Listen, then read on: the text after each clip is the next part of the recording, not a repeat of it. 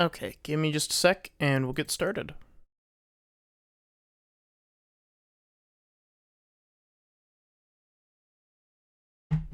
Ah! That was probably really loud. I nearly pushed my controller off onto the floor.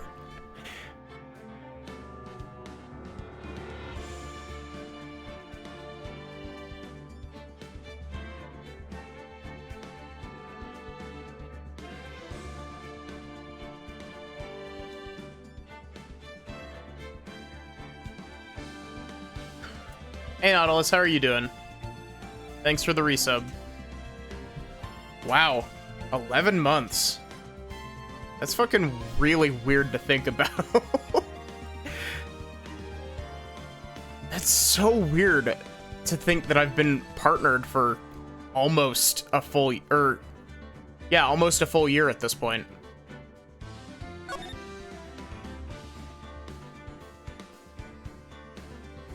Just a bit sweaty because weather. I feel that. It's been getting hot here. Hey Sachi, how are you doing? Maybe gonna go shower or something? So yeah, I guess let me give my normal intro. Hi, and welcome to more Ace Attorney. Starting Farewell My Turnabout today. Can't stick around for long. Aw, that's unfortunate. We'll have to, I'll have to run you through, what happens after you have to leave, because this case is fantastic.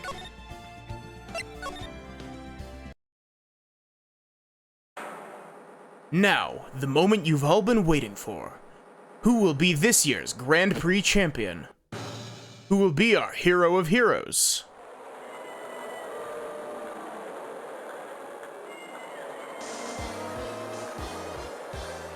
Will it be last year's runner-up, Jammin' Ninja? Or maybe Captain Sapien all the way from the lovely tropical island of Sanpai? See, the students of a certain starry school are raring to win. A global hero, Anyako-pan, doesn't want to go home without the prize. We hope Lady Luck is with all our heroes tonight. And now, the winner of the 3rd annual Hero of Heroes Grand Prix is me!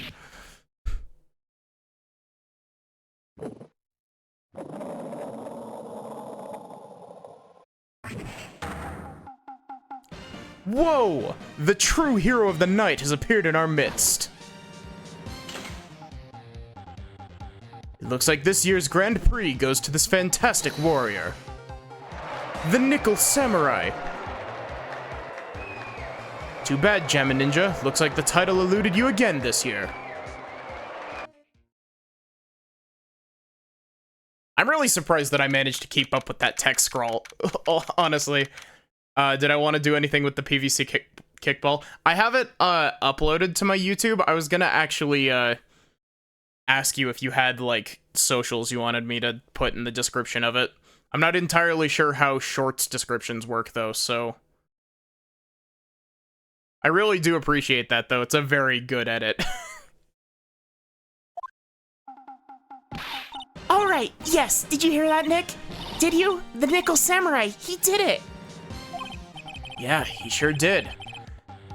I'm getting too old for this. I'm proud of the guy for doing the series justice. Check your Twitter in the description.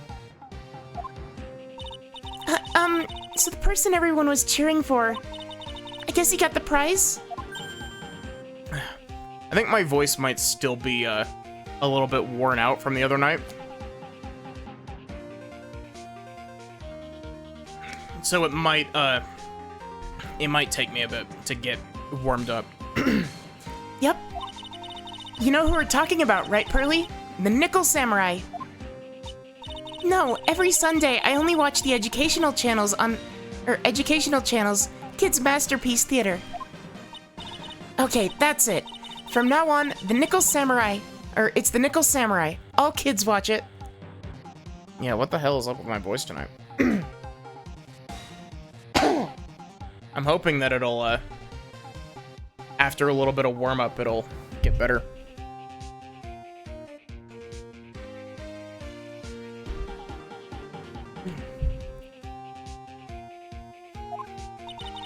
Do you like the Nickel Samurai too, Mr. Nick? Nah, Nick's an old fart, so he's not allowed to watch it anymore. Okay, see you, Sachi. That's right, but I do like the Kids Masterpiece Theater. Hey, I didn't know you were so young at heart, Nick. Mr. Nick, you're grown up. You're not allowed to watch it anymore. You're supposed to act your age and have interests that match. It's very important. Aw, give it a rest, Pearly. Looks like I made the right choice in inviting everyone here. Glad you're all having a good time. Also, yes, this is Will Powers from Turnabout Samurai in the first game. This is actually sort of like a pseudo-sequel to Turnabout Samurai, actually, which is a very odd choice for your final case, but it turns out very well. Ah, it's like a dream. Too bad for the Jammin' Ninja, though. Last year he lost to the Pink Princess, warrior of little old Tokyo. I thought this might be his year.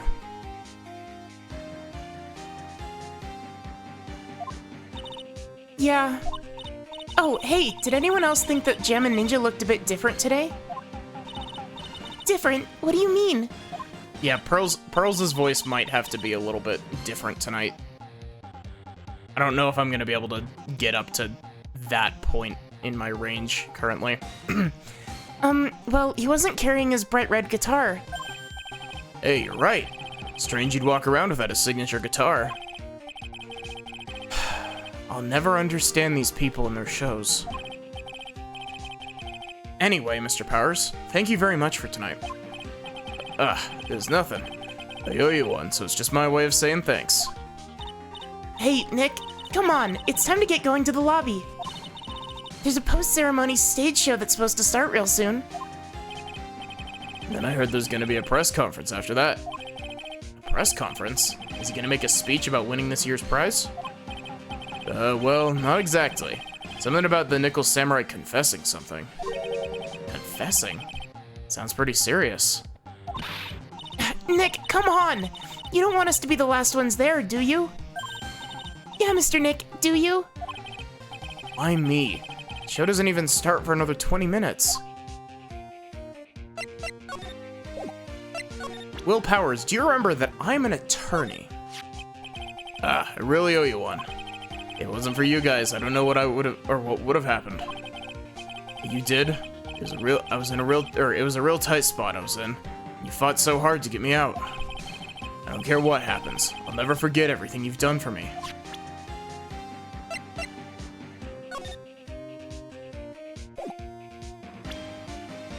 The glossy photo that Maya pushed onto me. Thank you very much for inviting us today. It was nothing, really. Guys like us don't get to come to a place like this very often. I thought I'd invite you all. Hey, Mr. Powers, what have you been up to lately? Well, since the Pink Princess successfully wrapped up last month, I've been on a kids' exercise show, while wearing a rabbit mask over my face. Oh, I see. Still really sorry about the headache I caused you that time, Mr. Wright. Well, what's done is done, so let's forget about it. This is Will Powers. He's an action star. His popularity exploded when he was the Steel Samurai. He was the first case Maya worked on with me. It's too bad you look so scary, or people will know you're a real softie who's good with kids. Thanks. Can't believe they're gonna make a movie based on the Nickel Samurai. I can't believe it either, but for a different reason. Steel Samurai, an epic story of one hero in a desperate fight against his arch-nemesis, the evil magistrate, in the city of Neo-Old Tokyo. And last year, they started a new series, The Nickel Samurai. The new series seems to be a hit with the kids, too.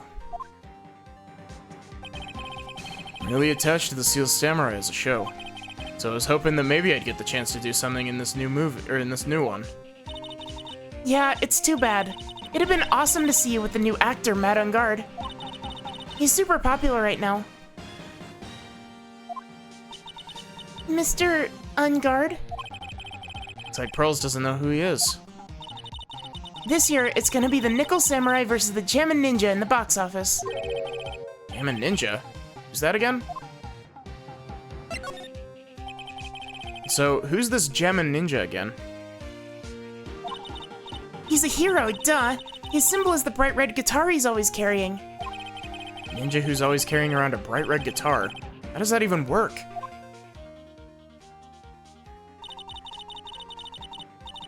With a scarf around his neck and guitar in hand, he rises to stardom in an ancient time. Ninja who becomes a star? Yeah, a ninja who becomes a star. A strong rivalry between the two of them. Global Studios' Nickel Samurai and Worldwide Studios' Jammin' Ninja. They even air at the same time. You know what I heard? I heard those two don't get along well at all. The Nickel Samurai's on guard, and the guy who plays the Jammin' Ninja, I mean. Nickel Samurai speaks French? Oh, you mean Matt Engard, the actor. Guess even the world of heroes isn't a sparkling, happy place. Yeah. I mean, Phoenix, you kind of already had proof of that because, you know, a murder happened between... I guess technically, Jack Hammer was playing a villain in that show, but still. Sorry. Thanks for taking the time to take it out and show it to me. But I'm really sorry, I don't know a thing about it.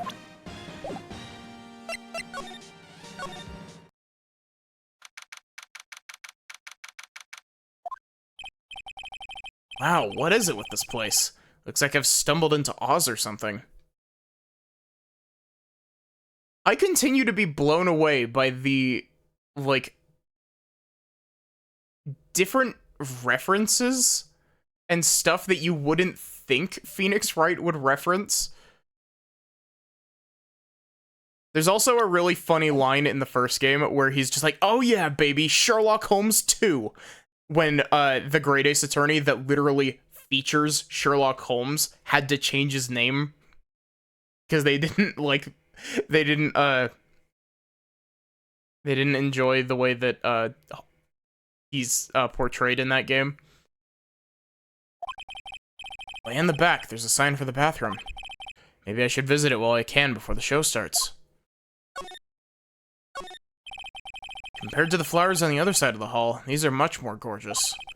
Let's see. Record companies, fan clubs, company workers, family. Carrying all these flowers home would be hard, I think. There's a piece of paper taped to the door that says Juan Carita's room. Juan Carita. His name just sounds like a star's name. Heard it before, but I don't know anything about him at all.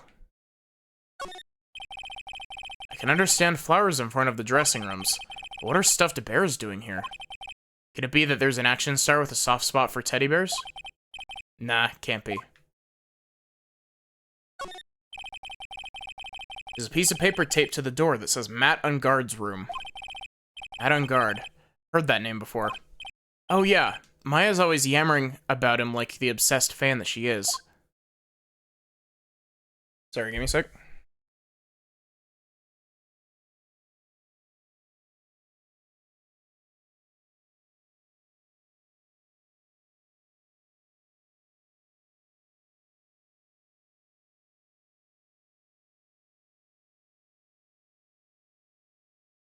Sorry about that.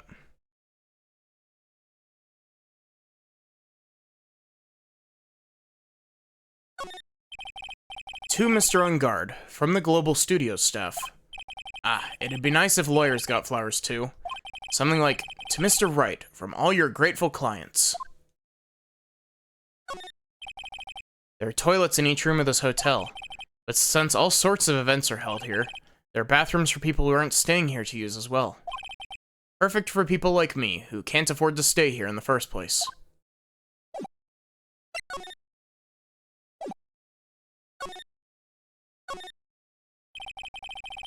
Sounds like the post-ceremony show's about to start.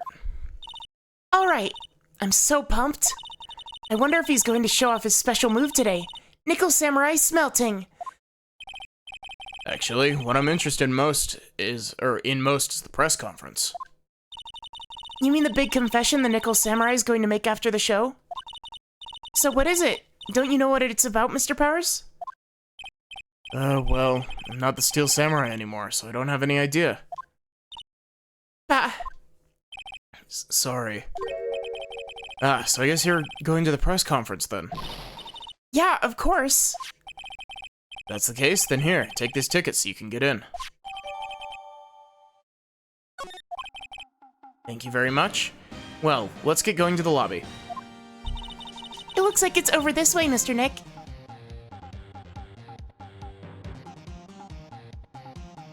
I think I'm finally starting to get warmed up. Okay, for great justice.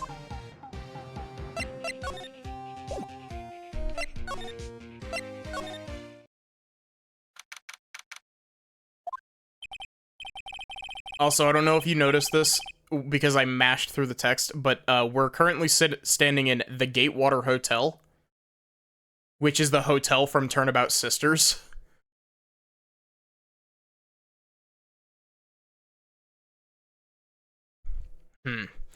Only a really gaudy hotel would have such a large, gaudy lobby to match.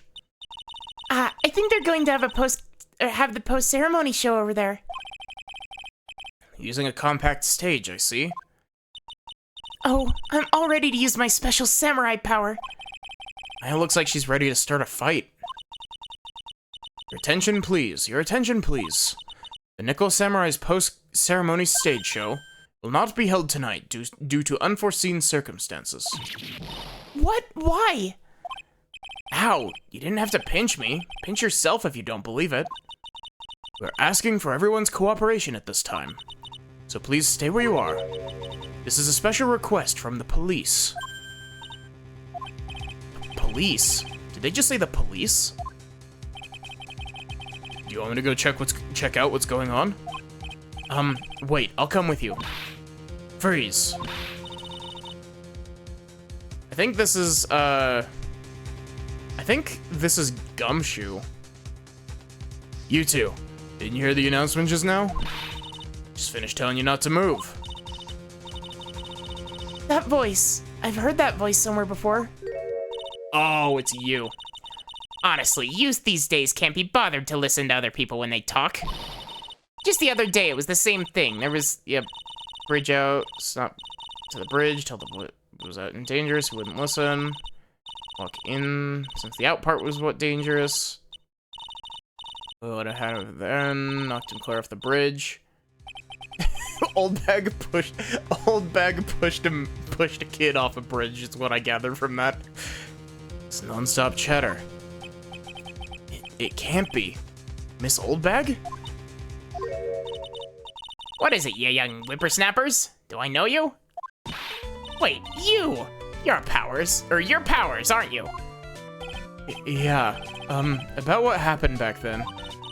You didn't even get nominated this year, did you? Oh, that's right. You're doing that children's exercise program, trying to play nice. Yeah, that's me. Thankfully, I still have a job. I love that show, and you're a hoot. You're the Big Brother character, right? Yes, even with your face covered by a mask, I know you're that giant rabbit. It's work of art. Jesus. Exercising around, getting what they deserve, though they shouldn't be anywhere. What are you doing here? Look at my uniform and tell me you can't, and tell me you can't tell I'm a member of security. But that outfit. Annoying, noisy brats, get the blaster.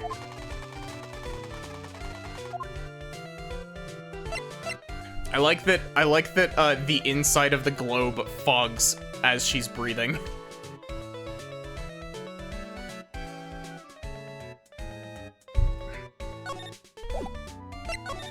I'm an attorney. These eyes of mine are real pros now. Pros? Pros at doing what?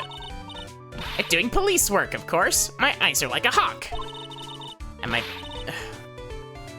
my professional eyes spot a messy incident, a messy, bloody incident. That's why I don't have time for you meddling kids and your petty little things. Oldbag's voice is gonna take a little bit to get back. Miss Oldbag, what are you doing here? What happened to your position at Global Studios? Oh, that old place? Well, since that incident, they've been letting people go. When they cut the security team, I got the pink slip. What incident? What did you do? I didn't do anything, you youngin'. Do you remember that incident a year ago? When this lady got on the witness stand and testified? Yeah. And you! Were you the one who was bullying me? This fragile girl at heart? I plead the fifth. But you know, I think maybe I rubbed upper management the wrong way by testifying. Yes, that has to be it. Everything is all your fault. Me? Thank you for the hydrate, Dash. How are you doing tonight?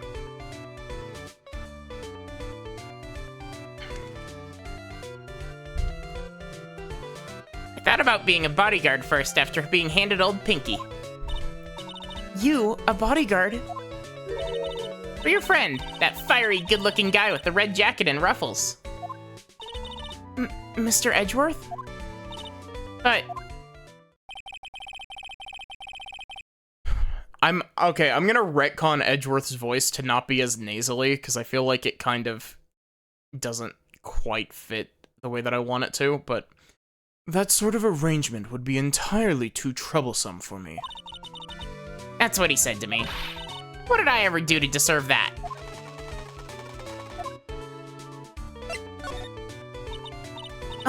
So, did something happen? I don't have all the details, but it looks like another one of those incidents happened again. An incident? Like a murder kind of incident? Maybe. You see, I'm a bit of a devilish woman. So wherever I go, showers of blood are sure to follow. Bet you didn't know that. Then shouldn't you quit being a security guard? At least for other people's sake? Silence, whippersnapper! Hey, Nick. What is it? I don't like that devilish smile playing on your lips. Let's make like we're going to the bathroom and check things out. No way. The police told us not to go anywhere, remember? Huh? How boring. You're such a boring guy. You've got no motivation, no spirit. Huh? What's going on? Are you giving Mystic Maya trouble again, Mr. Nick? Not you too, Pearls. Please don't stick your little nose into this one. So listen to this, Pearly. This one time, at lawyer camp, Nick... This one time at boot camp. Wow.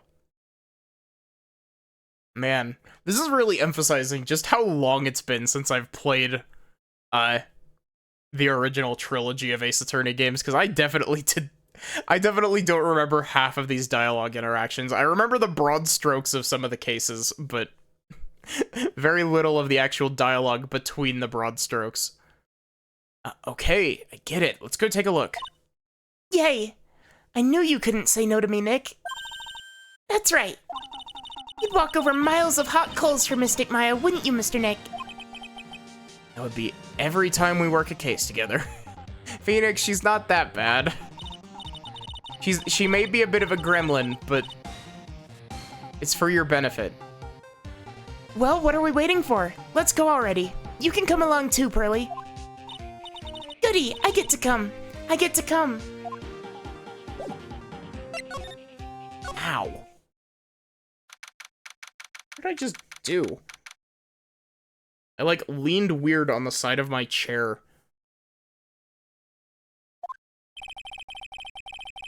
There's nothing really out of the ordinary here. Are you looking for the incident the old lady was talking about? Doesn't look like it happened here. Well, we'd better go look somewhere else. All right, then let's try. Oh gosh, excuse me. Are you by chance Miss Maya Fey? Yeah, that's me. You have a phone call waiting for you at the front desk. A call? I wonder if it's someone from Kurine Village. What's wrong, Mystic Maya? Oh, nothing. You guys go on ahead and I'll be right there, okay? Okay. Right this way, Miss Fey. Let's go look somewhere else now, Mr. Nick. Yeah, okay. This is a little exciting and a little scary.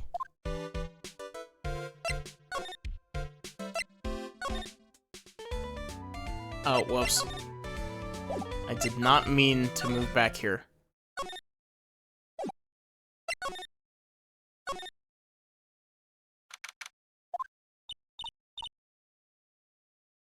I told you.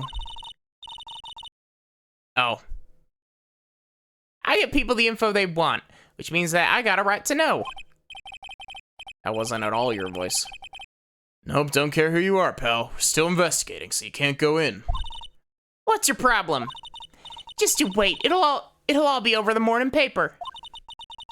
Scruffy detective, secret scandal revealed. You'll see. I'll get you back. Those two sound pretty serious. Southern accent can only mean... Hey, Wright. Hey, Lotta. Come on, do a gal a favor and tell this cop I'm just doing my job, and I got rights. You. Detective Gumshoe.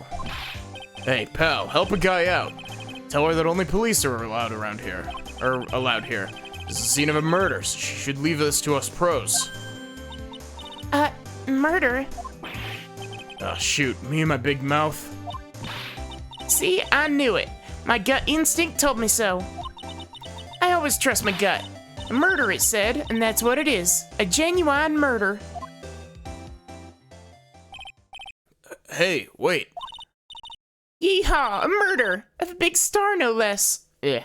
Sorry, my voice might be a bit cracky trying to do some stuff. Clearly I pushed my voice a little bit far last time I streamed Ace Attorney. And so I'm definitely probably going to put Ace Attorney on the back burner for a little bit, just to give me a chance to... Well, I guess technically Kingdom Hearts Birth by Sleep is up next, unless I decide to slot a intermediary game between it.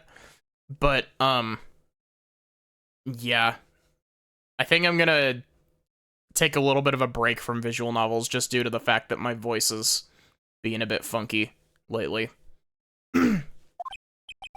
Oh man, I'm in trouble now. Would you take a look at this for me? Listen, pal. I'm not leaking any info about the evidence to you this time. But Duma Seller is really gonna get it. Then I won't even be able to get those instant noodles down at the discount market. So, Detective Gumshoe, a murder? No, that's not it. Got my facts mixed up for a second there, pal. Mr. Nick? Is the dead person the Nickel Samurai? Huh? What do you ask? Well, Mystic Maya was rooting for him, so... Wasn't the Nickel Samurai that got bumped. Actually, the Nickel Samurai is the one under suspicion of doing the bumping off. What? Guy that died was this hero, named the Jammin' Ninja, pal. Jammin' Ninja? That woman with the big puffy hair that looks like cotton candy? You mean Lotta? That woman, she was there that time too, right? That time? When Mystic Maya did that channeling? Oh, that time. Well, Lotta's a journalist, so that's why she was there. Journalist? It's like she was hanging around here before the murder happened. Hanging around? Yeah, hiding in wait in front of the Jammin' Ninja's door, pal. But why would she... She wouldn't tell me, pal. She said something about getting my big scoop. Scoop? What sort of news could she be after? Oh, whoops. That's not... Thank you, cursor memory, for not actually remembering where my cursor was. So the victim was the Jammin' Ninja. Mr. Jammin' Ninja? He was on a really popular rival TV show to the Nickel Samurai. Oh. Victim was the action star Juan Carita. He got a huge push and rode the express train to stardom. I mean, even I know who he is. Yeah, even I recognize his face. But I heard lately the Madame Guard's been taking the wind out of his sail. I'm telling you, pal, as far as who's popular, those two are hogging all the limelight. Is there's no space for Mr. Powers at all, huh? Poor guy. Mr. Ungard, that's the Nickel Samurai, right? Yep. I mean, no, you gotta say it with more oomph. The Nickel Samurai. Anyway, so now that Juan Corrida's gone, that means Mr. Ungard has the whole stage to himself, wouldn't you say? I wouldn't bet on it, pal. Can't have that happen, you know? Can't have that happen? What's that supposed to mean, I wonder?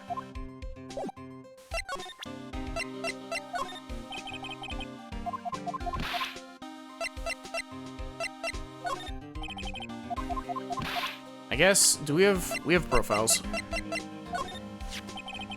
Nickel Samurai, he really took the Grand Prix tonight. I was a big fan of his. Really? Oh, I'm sorry then. Why are you sorry?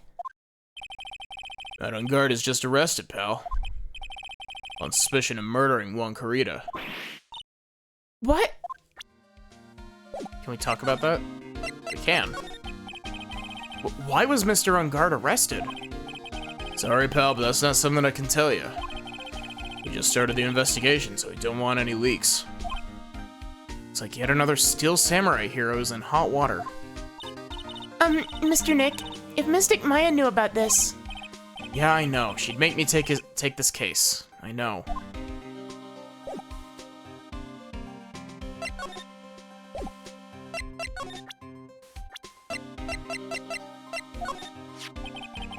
Not a real fan of action shows or anything, but I know who Juan Corrida and Matt Ungard are. You can't talk about one without talking about the other, I guess. They even debuted around the same time, so they have this real fiery rivalry with each other. Kinda like you and me, pal. Never knew he thought of me as a rival. I'm flattered. Look good. Think I lost some weight, pal. It's only wishful thinking. Wishful thinking, huh? In that case, I wishfully think I've lost some weight. Wishfully think he might face the facts one day. Lately, I've been on the instant noodles only diet, pal.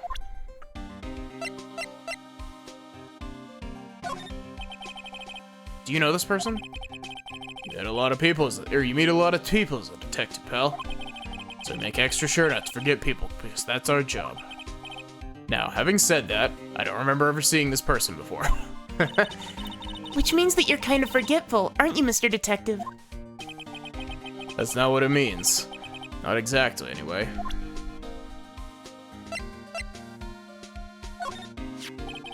I was really shocked by what happened to her in that one case. I didn't know she had such an awesome power. Awesome power? I thought maybe I should do some self-improvement and take up a hobby. So I went out and bought some Morning Glory seeds and planted them, pal. That's a good way to improve yourself. Well, it's nothing really. Okay, that's actually a really cute interaction that I've never seen. Gumshoe's got himself a little garden. Do you know the person standing in front of you? No.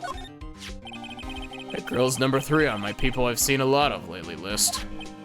Oh, then who's number 1? Francisco von Karma. As if you need to ask. It's you, pal. Oh, really? Ah, so who's number 2? Maya Fey, but it looks like she's not around this time. It must be nice to be such good friends with each other, isn't it, Mr. Nick? Somehow, I don't think that's the real meaning of Detective Gumshoe's list.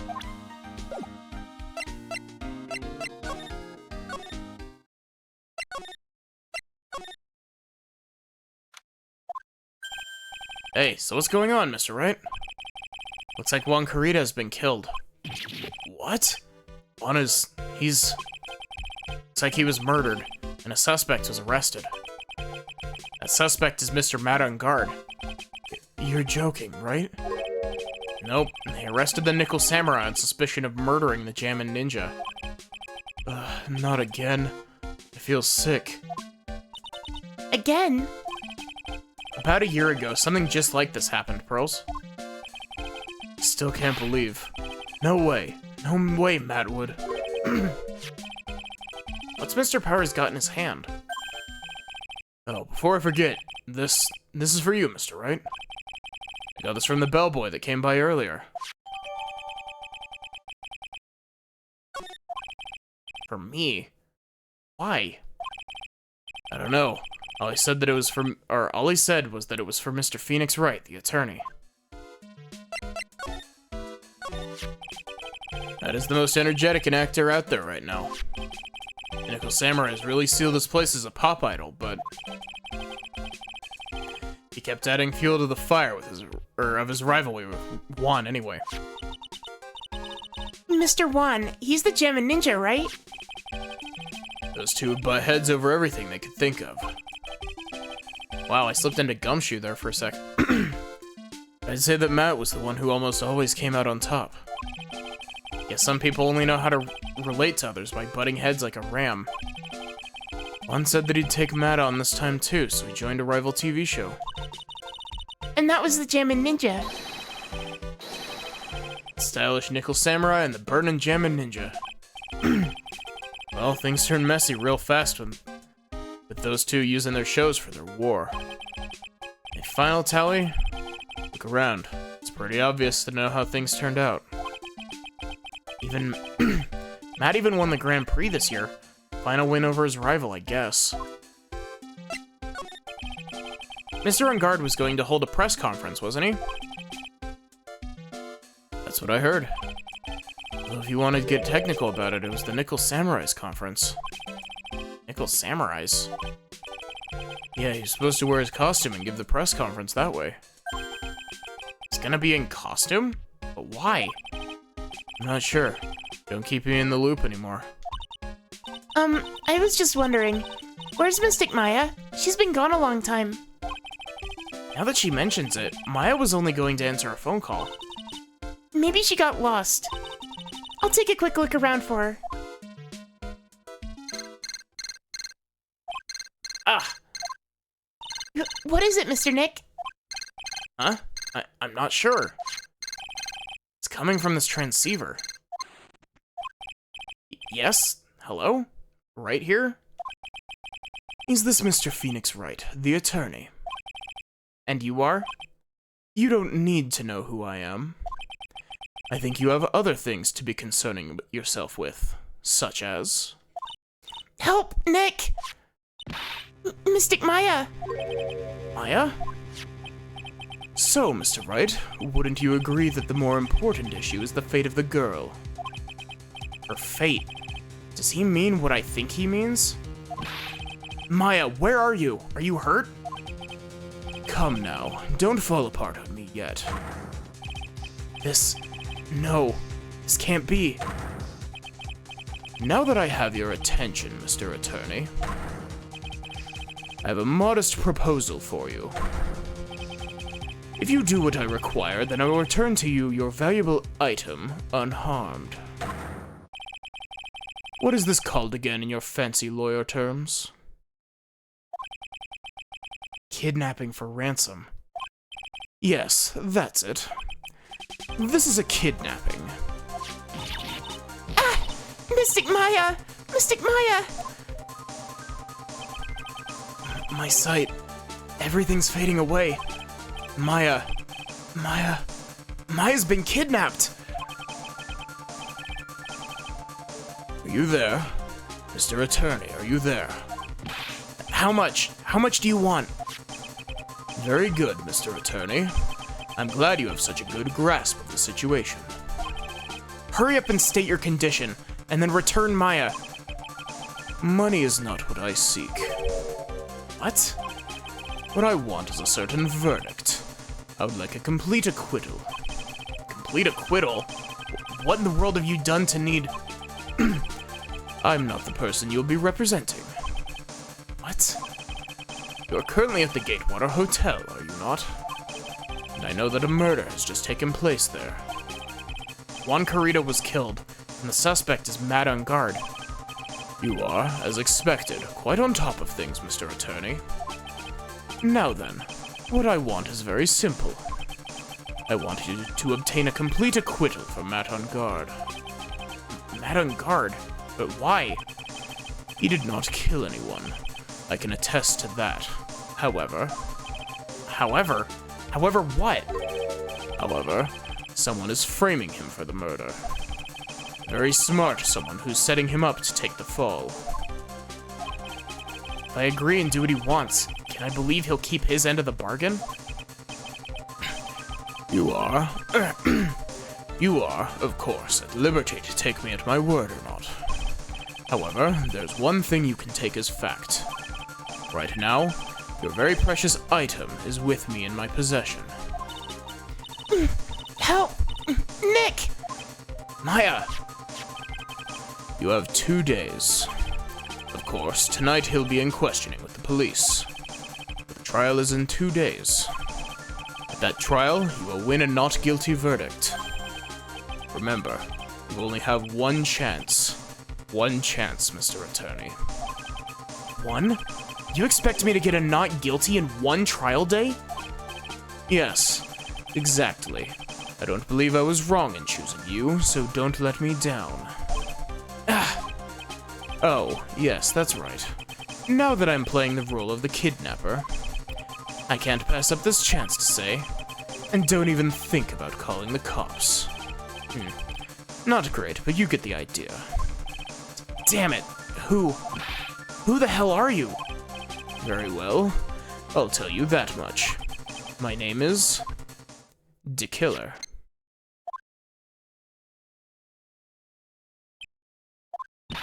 Mr. Nick, where's Mystic Maya?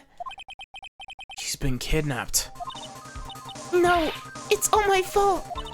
If only I'd gone with Mystic Maya. It's not your fault, Pearls. But it is. Mystic Maya. Mr. Wright, I think we should go tell the police what's going on. No, we can't do that. If we do, who knows what will happen to Maya? Mr. Nick, what about the detective we saw earlier? Detective Gumshoe. Yes, that's it. Wait here and I'll be right back. Alright, I'll take care of Pearl while you're away. What? Ransom? That's not your voice. Gumshoe? Shh, not so loud. Ransom is complete acquittal for Madame Guard. Wait, the deal is complete acquittal in exchange for Maya, you mean? And this means Madame Guard is obviously the killer, pal. No doubt about it. The guy said that Mr. Angard is innocent. Really believe what a kidnapper tells you, pal? Guess he has a point. If Angard really is innocent, then why the kidnapping? On top of everything else, there's all this evidence we keep on finding. Huh? Forensics team's having a field day back there. But it's strange. There's so much evidence that it feels like something's wrong. There's too much evidence. Is that possible? Actually, didn't the kidnapper say something about Angard being set up? Anyway, looks like you won't be leaving here tonight, pal. Just sit tight and cooperate with the investigation. Tomorrow you can start yours. Alright. Isn't there another way?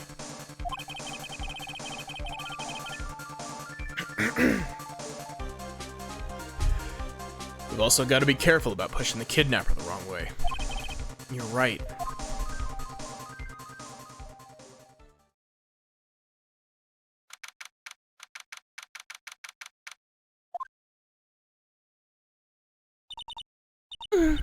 Ow!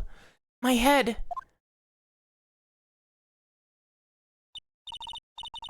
Where am I? I wonder if I'm still in that hotel. What happened to me? Nick, Pearly. Come on, you guys. This isn't funny anymore. I see that you have awoken. Ah! Who are you? Me? I'm known as the Killer. The killer? You mean like an assassin? I'm too young to die. Don't worry. You are not my target. For now, anyway. Nick, where are you? Help me. Yes, that's right.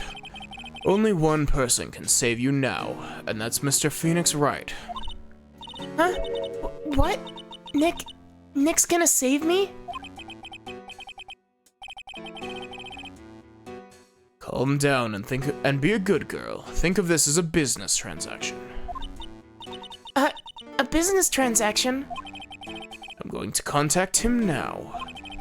I hope you'll cooperate and play your assigned role well. Nick, what's going to happen to me? Nick, Pearly, Sis.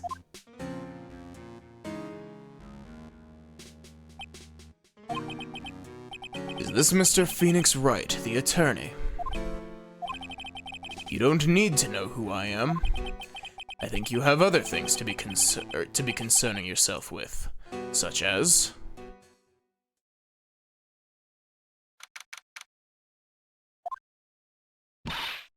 Good morning.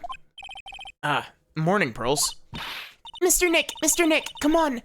Let's hurry and go see Mr. On Guard. We have to wait a bit, Pearls. Visiting hours won't start until 9 a.m., so... Oh, I see. Mystic Maya, if only I'd gone with you. Poor Pearls. She's been like this since last night. We managed to get home somehow yesterday evening.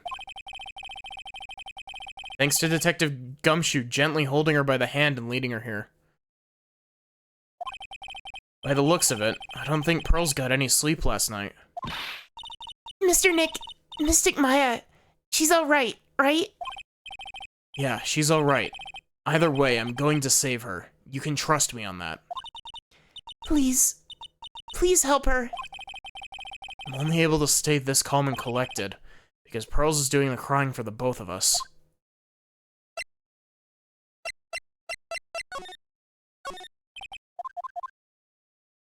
Oh, I can't even investigate Charlie. Or anything here, actually. Weird.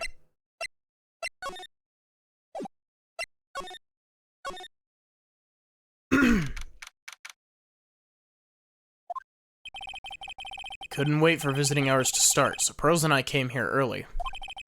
To visit one Nickel Samurai charged with the murder of the Jammin' Ninja. Good morning. How are you today?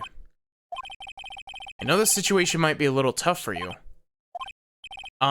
We're... Oh, sorry, dude. I already signed up. Excuse me? I already have life insurance. Signed up a long time ago, because my job is, you know. Oh, no, we're not insurance salespeople. Really? Dude, I really don't need that right now either. Fire extinguishers, I mean. This building isn't my house, so... No, we're not here to sell you fire extinguishers either. I'm a lawyer. My name is Mr. Phoenix Wright. Wow. Francisca's really rubbing off on me. I legitimately just autopiloted through saying Mr. Phoenix Wright there. That was totally the Francisca voice rubbing off on the rest of it. Lawyer? Hold on a sec. I'm gonna ask my manager, okay?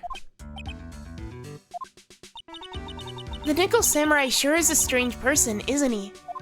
I think strange is an understatement. Sorry about that. You're just in time. Huh? You're a lawyer dude, right? The manager's looking for a good one right now, so how about it? Mr. Nick, this is our chance. I have to make him let me take his case. I have to.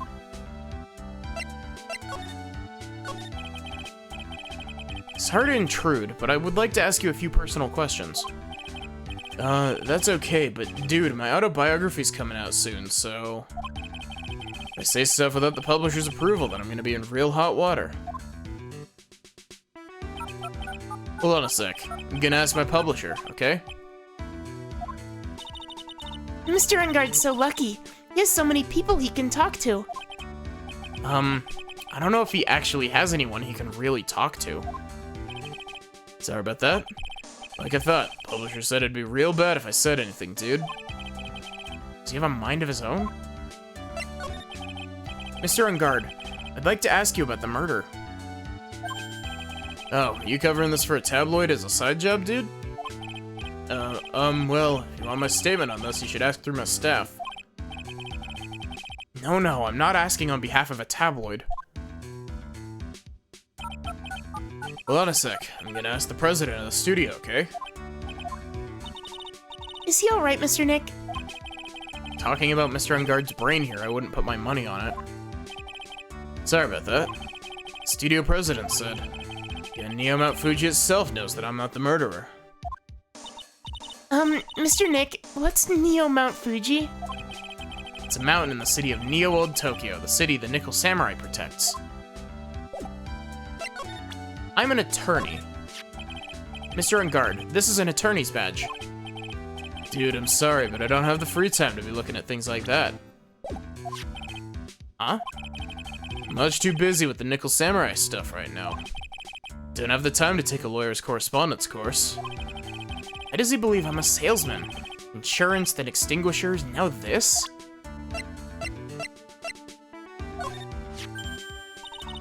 Mr. Nick, what are you gonna do with that? I don't know yet, but I figured I could at least show it to him. Is that a transceiver? Hey, looks like a real nice one, too. I got it as a present from someone. Interesting. Also been instructed to take your case. So you heard from the transceiver? Yes. Dude, that's terrible. Don't let some disembodied voice boss you around. This coming from a man with a cell phone on his wrist.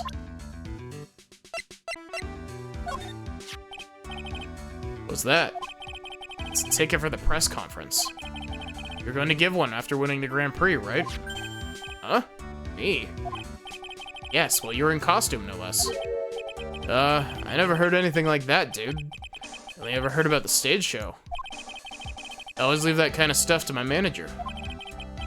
Didn't know? That's odd.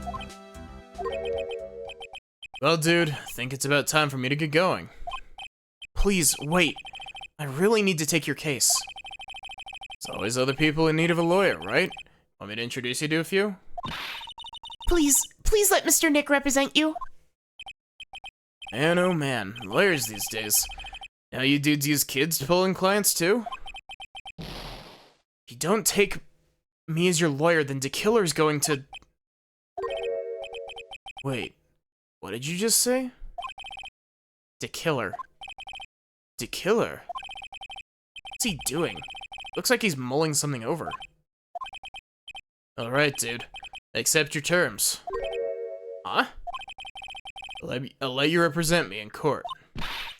We did it! We did it, Mr. Nick! Yeah. Don't feel any better for it, and he doesn't look too happy either. Go ahead, ask me anything. I'll help out as much as I can. Man, man, I thank my lucky stars that people know my name. Well, you're quite the hero, and you're in the national spotlight.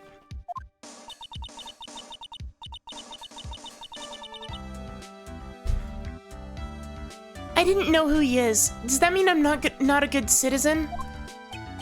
It's really great to be the Nickel Samurai. Dude, lately I just keep getting more and more popular. True enough. Nickel Samurai is very popular among high schoolers and secretaries right now. Secretaries? Guess Mr. Enguarde has a way of catching the eyes of women. Ah. You know my motto? Refreshing like a spring breeze. That's what I am. A spring breeze? That's why this kind of scandal's disastrous, dude. I mean, even if I get out of here tomorrow, it's still gonna look bad. Everyone loves a good scandal. You're not wrong, Phoenix. For the most part. There's a reason that a lot of people say there's no such thing as bad publicity. It's not true in all cases, but it is true in some, which is very counterintuitive and dumb, and I don't like it, but... Can you tell me about your activities last night? After I got the award, I took a break and went back to my room. I had that post-ceremony stage show to do, so I was in my Nickel Samurai costume. And you were alone the entire time. The manager was running around being busy, so yeah. This is the press conference you were supposed to hold after the show? I told you, dude, I have no idea about any press conference, alright? That's strange. I thought the Nickel Samurai was going to confess something. Anyway, when I was leaving my room, that's when I noticed it. Or noticed it was kind of noisy. Mr. Kurita was already dead at that time? Yeah, that's what I gathered anyway from the manager. Beginning to gather that this guy can't do a thing on his own. That's when the detective in green coat showed up. Searched me, then out of the blue, dude arrested me. About you and the victim, Mr. Juan Kurita. What sort of... It's got nothing to do with anything, dude.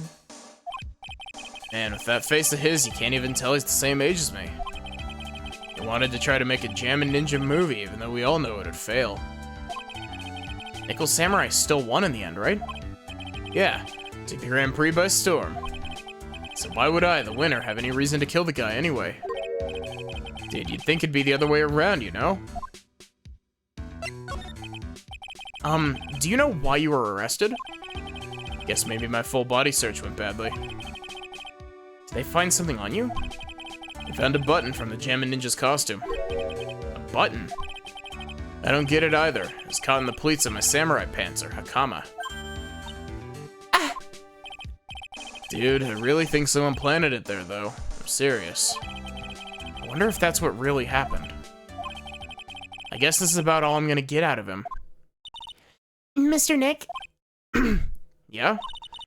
let's ask one last thing. Let's test Mr. Ungard to see if he really is innocent or not.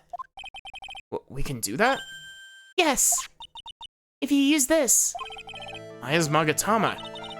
he won't be able to hide any secrets from you, Mr. Nick. I'm sure of it. Get it. Mr. Ungard, I'd like to ask you one more question. Please answer me honestly. What is it, dude? Did you kill Mr. Juan Kurita? Please put the phone away and answer this question yourself. Alright, just so we're clear, dude. I didn't kill anyone, and that includes Juan Kurita, okay?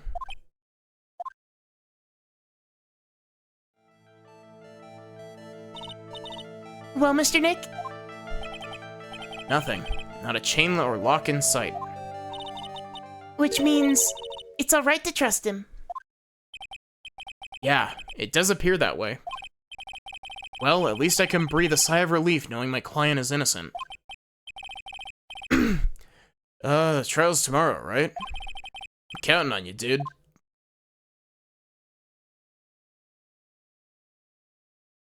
Oh, I was about to say, wait, we're going into trial already? We haven't investigated at all, but no, I forgot that the investigations in Farewell My Turnabout have intermissions.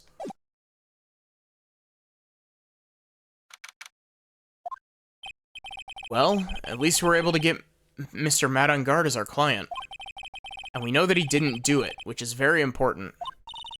So, now what should we do? Well, the trial is tomorrow, and we only get this one chance. There's only one way to prove Mr. Ungard's innocence. We have to find the real killer. Okay, then let's start looking.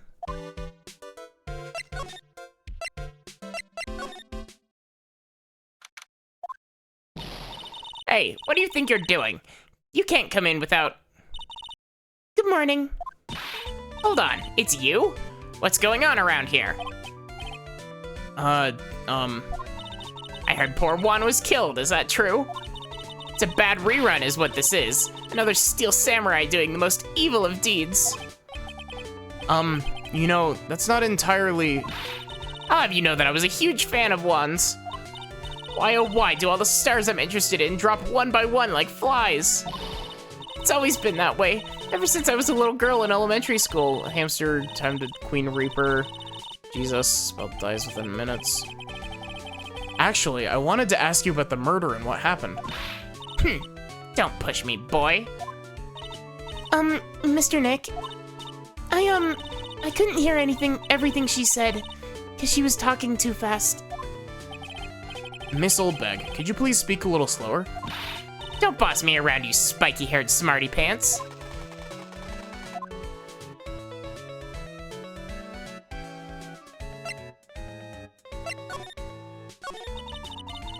My dear Hammer died a year ago in that dreadful murder. And only recently did I find a star that makes this heart go ba-dump again. I don't know what to say. I ask you, why does every star I cheer for always end up kicking the bucket? I'd watch your words. No one's gonna get away with saying anything bad about my one. But I haven't said anything. Well, I don't believe a word that woman says anyway. Huh? What woman? Also, I just realized I am peaking my mic something fierce. I'm going to move my mic back a little bit. That irritating backwater girl with the afro and horrible country accent. Never mind, I'm still peaking my mic even with it further away. I mean, what's that manner of speaking supposed to be, and why did she never stop? Honestly, women these days, they don't know the meaning of the word modesty. When I was a young maiden, I was so beautiful, flowers, wrote beautiful love poems. Pearls, are you thirsty? A little. Okay, I'll go get you some juice or something. Thank you very much. Hey, are you paying attention? Youngins today. So I'm guessing Miss Oldbag heard everything from Lotta. I want to ask you about what happened around the time of the murder. Ah, I don't know anything about that. I was here getting ready. Getting ready? For what? The show, of course. Well, and the press conference afterward. New mysterious music for the magical press conference. Anyway, I don't know anything about the murder. Ah, I see. But if you're talking about what I saw, that's different. I saw it very clearly. What?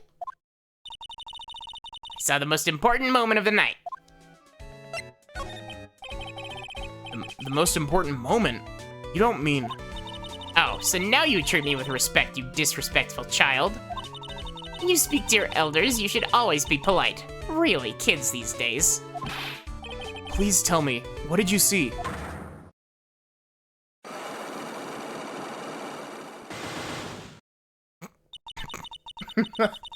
Excuse me? 4 Cyclops, great. The murder last night was gruesome, wasn't it? But then, what murder isn't? Please don't stray onto another tangent, please. If you want to hear more, then show me your respect and bring this lady a present.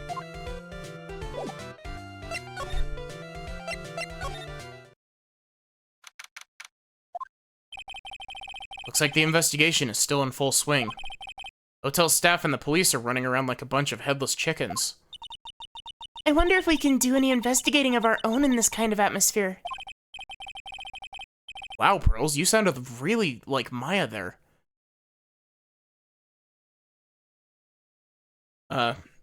Well, I gotta roll up the sleeves and try, I guess.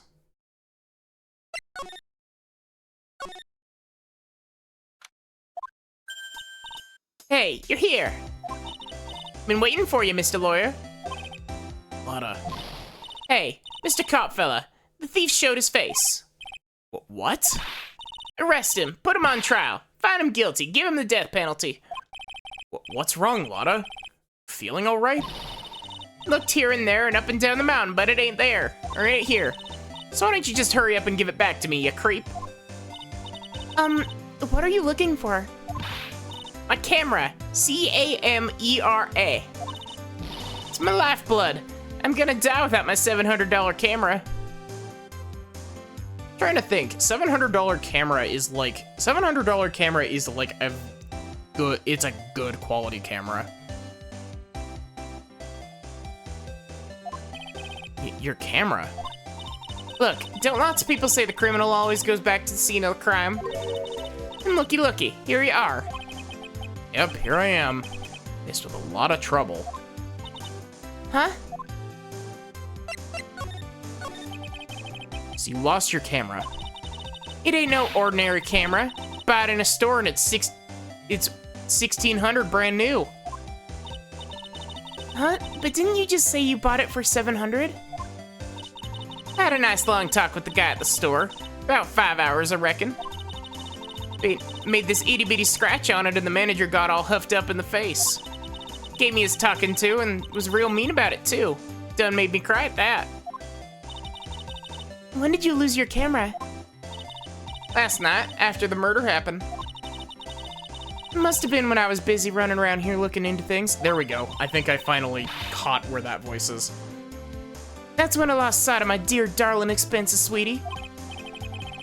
Damn, that sounds quite a bit better, actually. Lana, what did you capture with that expensive camera of yours? I don't rightly know. Snapped a shot at anything that caught my eye. So I don't remember. Besides, couldn't get anything from my big scoop. I wonder if Lana's missing camera is even connected to the murder.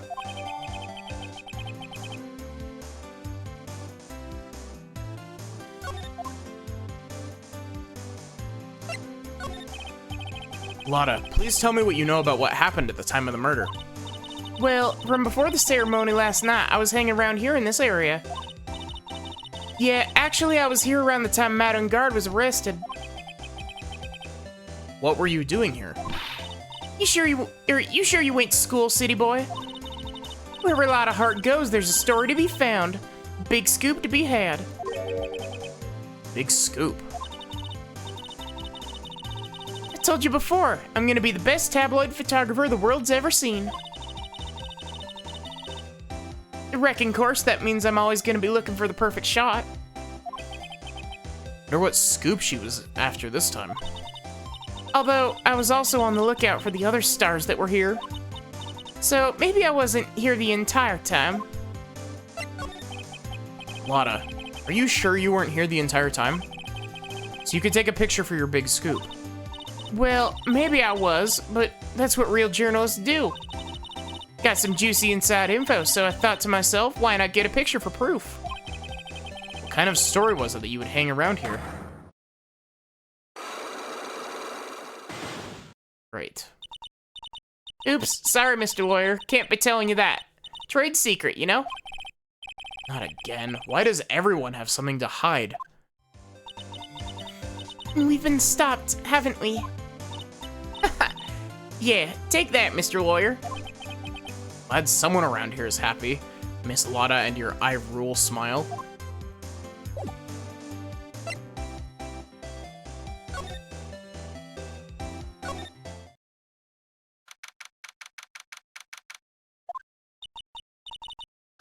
Where are we? We're in Mr. Madungard's dressing room. This is our client's room.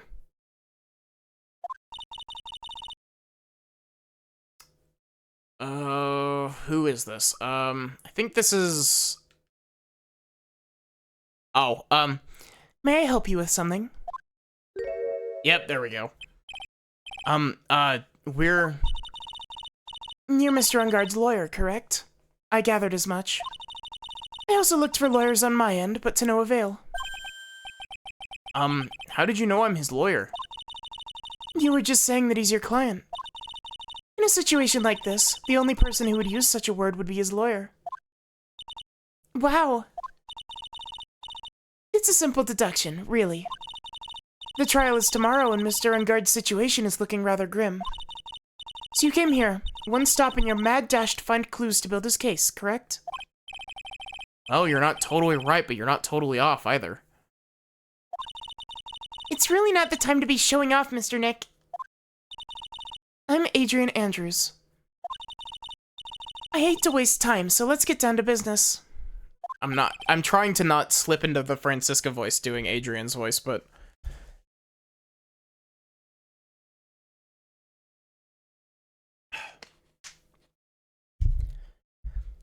Alright. She may be of small stature, but appearances can be deceiving.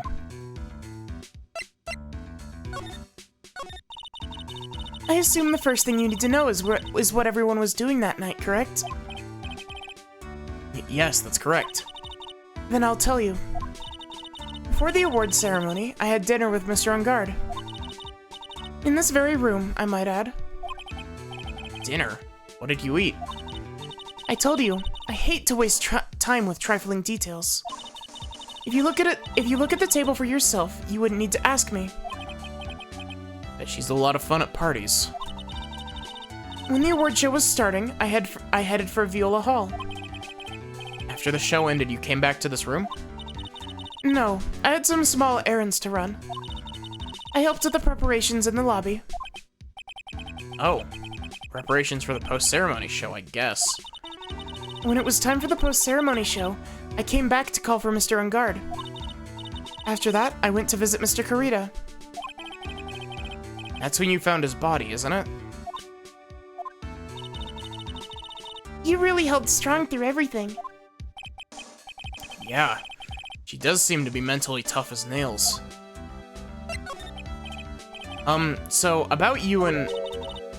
Stop right there. You aren't seriously about to ask how Mr. Ungard and I are related, are you? Sorry.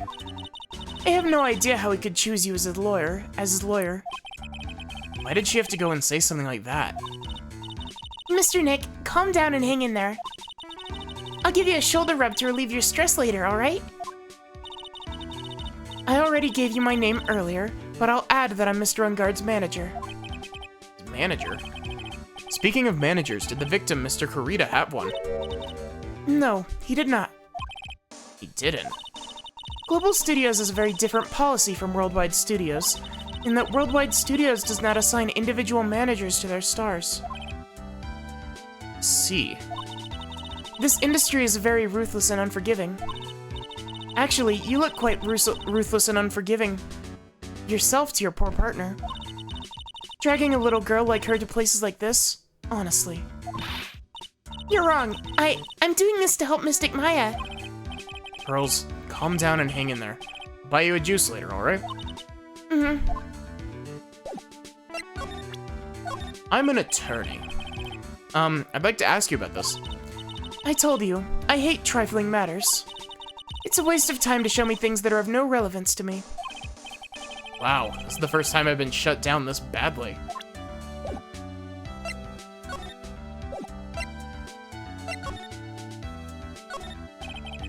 There's some samurai-looking clothes on the sofa here.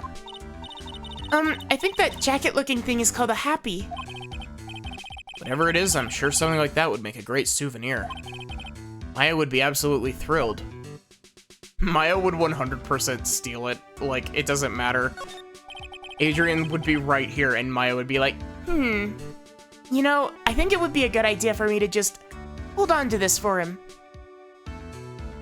There's a giant bone sitting on the plate. I don't really like meat. There's something weird about this plate. I just wish I could put my finger on what it is. Looks like dishes left over from a dinner. Dinner for two at that. I'm sure they're Mr. Ungard and Mrs. Andrews' plates. It's like they had T-bone steaks. What's with Global Studios and T-bone steaks?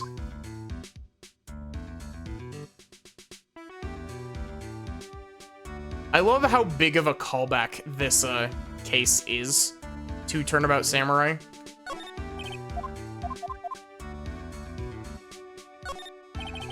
It's probably Mr. Ungard's suitcase. For someone who is only going to be here for the award show, this is a lot of stuff. Looks like he has about 3 days worth of clothes in here. Stars really are different from us, aren't they? That's the bedroom over there. That's a bed? Wow! They have really big beds here.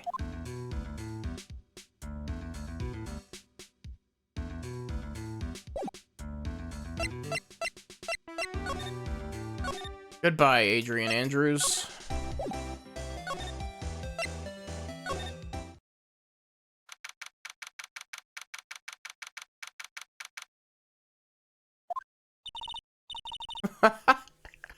I'm about to say something very cursed. The water heater thing over here looks a little bit interesting, wouldn't you say?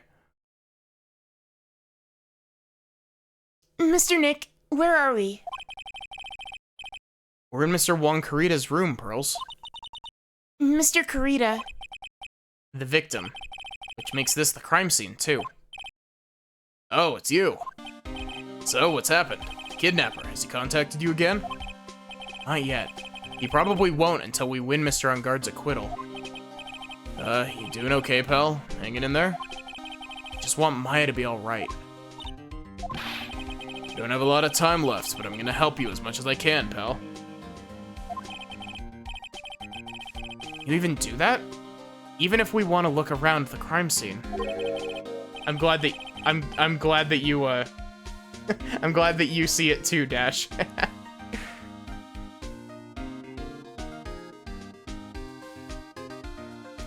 Just this once, special circumstances, right, pal? I'll even tell you everything I know. You gotta keep quiet. It's my neck on the line here. Thank you. Oh, that's right. Got you guys a map of the hotel, pal. Here you go, little missy. Wow, you're giving it to me? Thank you. Wouldn't want you to get lost in a hotel too big for its own good. Mr. Nick, I got a map. That's great, Pearls. But Mr. Nick, I can't read what it says.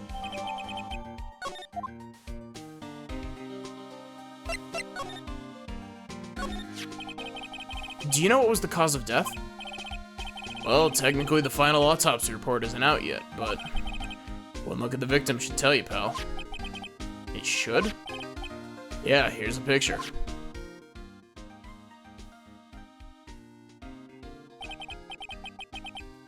There's a knife in his chest. Yeah, pal, that's the murder weapon. So he was stabbed to death. We're looking at the fingerprints down at the lab right now. There are fingerprints on the knife? Yep. And it looks like they're pretty sure they're Madame Guard's prints, pal. That's bad. Real bad.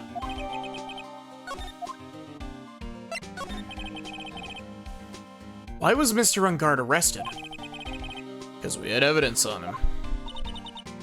Evidence? Looks like the victim, Juan Carita, really put up a big fight. Yeah, one look at the crime scene and you can tell. Signs of a struggle everywhere. Well, yeah, during the fight his button came off. Mr. Ungard said something about a button. Something like one of the Jammin' Ninja's buttons got caught in his hakama. That's not all. What? There was a witness, pal. A witness? Who is it? That lady, Miss Oldbag. Please, anyone but her. Prosecution has plenty of evidence to make a solid case. Not to mention, there's something around where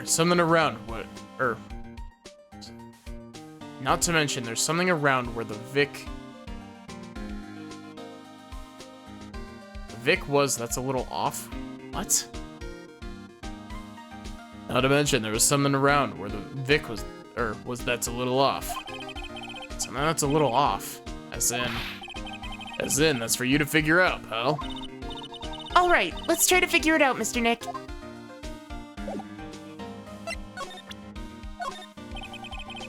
What do you know about this?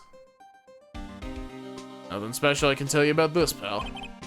Look, pal, we don't have a lot of time, so why don't you show me something more important? If Miss Von Karma saw me here like this, I'd have to switch sides real fast.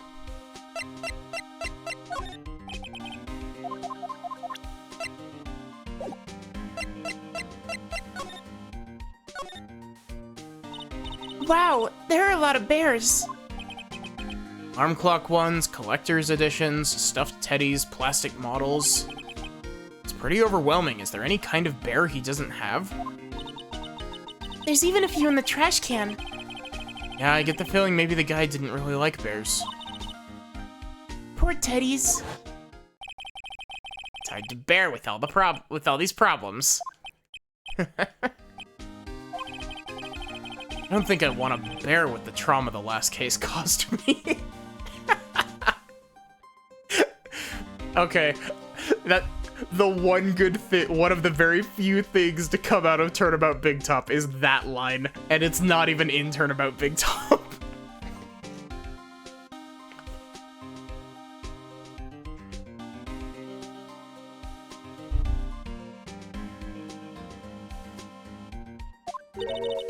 What's wrong, Mr. Nick?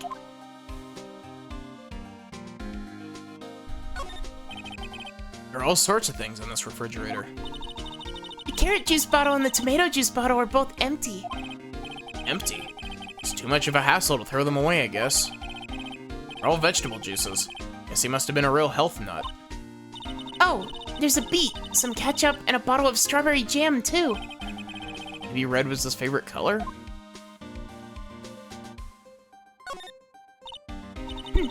It's so messy here. Pearls really likes things neat and tidy, I take it. There are a lot of electronic things in here that I've never seen before. Hey, Mr. Nick, tell me what they are, pretty please. Okay, that over there is a watch. You wear it on your wrist. I know what a watch is. Oops. For a second there, I forgot I was talking with Pearls, not Maya. Wow. I'm just imagining it, like, Maya asking a stupid question, then Nick being like, "That's a watch, Maya." It's a suitcase. There's so many things in it that I bet it barely closes. There's his clothes, a dryer, an electric shaver, a calculator. Do all stars pack too much stuff like Mr. Kurita?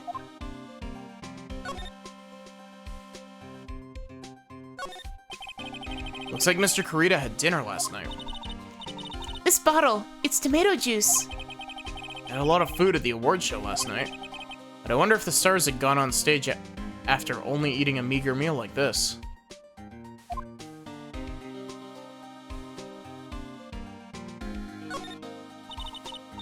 So that's a bed, right? Yep, it's big, but it's a bed. Mr. Nick, it's so soft. Big beds must be a rarity for her. I mean, considering that she literally sleeps on, like, a bed mat, you know. Over in Kurine, she only had a bed mat. This is a guitar case, I guess. A little beat up, but still usable. That's strange. The guitar's not here. Maybe he forgot to bring it to the show? But Mystic Maya, she said that that bright red guitar was the Jammin' Ninja's signature item. It's true. Huh? This guitar case is wet, but it's only wet on the top of the lid. Yeah, there's no water inside the case. This is water, isn't it? Bottles of cosmetics are scattered all over the floor. This is probably where Mr. Kurita fought his assailant. What are these bits of glass from? Flower vase, maybe? There are flowers on the floor, but I don't know what they're for. Or... what did that say? Oh. Stream's a little bit behind, so it's gonna be a sec before I can... Actually, wait. One sec.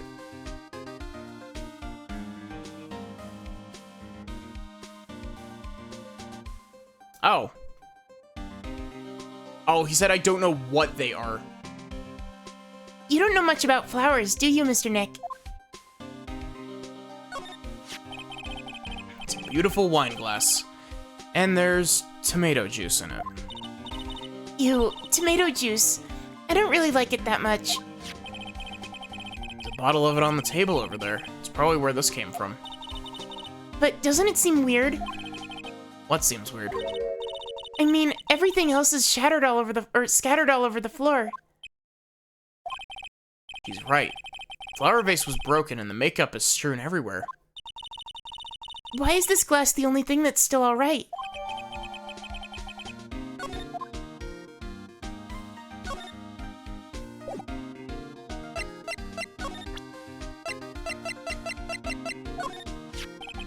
What can you tell me about this guitar case? Oh, that. Just what I heard, pal, but it's the Jammin' Ninja signature item. The guitar case? Oh, not that. What do you take me as? I mean the guitar inside, of course. But the guitar's missing. Yeah, we looked for it too. It's not normal for a person to forget to bring their most famous item to an award show. It's starting to sound like that red guitar is related to this case after all. So about this wine glass. Ah, so you noticed it, pal. Whole crime scene was a mess, but this glass was the only thing that was untouched. You noticed that too, Detective Gumshoe? No, actually Miss Von Karma noticed it first. Yeah, Pearls noticed it before me too. Hey, wait a minute. So does that mean Miss Von Karma's here at the hotel? Yeah, she's around. Man, you're gonna be in so much trouble, pal. Especially if she catches you in here. Well, you can bet the instant I see her, I'll be running the 1,000-meter dash. What's that beeping noise, Mr. Nick? I heard this sound somewhere before. It's Von Karma. Huh? For some reason, whenever I hear that sound, she pops out of nowhere and whips me. Come to think of it, that's exactly what happened the last time. Sorry, gotta make myself scarce. Later, pal. Yeah. At last, you reveal your true nature, Mr. Phoenix Wright. Would it be too much for you to ask, for you to be nice would it be too much to ask for you to be nice to me for a change? So, you're the type to steal information from pitifully hopeless detectives. That's very dishonorable of you. Ow! Hey, don't you dare run away, Scruffy McTrenchcoat. Ugh. I didn't think the detectives of this country could be this pitiful. Ugh. Detective, come over here for a second. Ugh.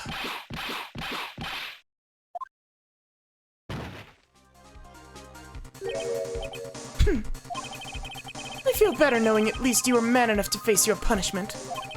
I'm so scared. I just froze up on the spot. Mr. Phoenix Wright, you've soiled my perfect prosecution record. I'll never forget that. This time, victory is mine. Victory is yours? Is this all this means to you? What? Come, Scruffy. The investigation briefing is about to begin. Yes, sir. This isn't over yet. I swear on my family's honor. Ow. What did she throw at me now? What is this? Well, I guess this means I gotta get back to the precinct now, pal. You ever need me, come down to the Criminal Affairs Department, alright? You can, try not to let Miss Von Karma see you.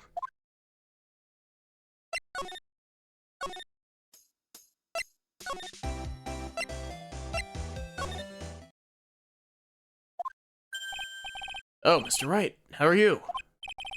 Ah, Mr. Powers. Have you been here the entire time? Yeah, people connected to the murderer aren't allowed to go home, let alone leave. Can you tell me a little more about the Nickel Samurai TV show? Okay.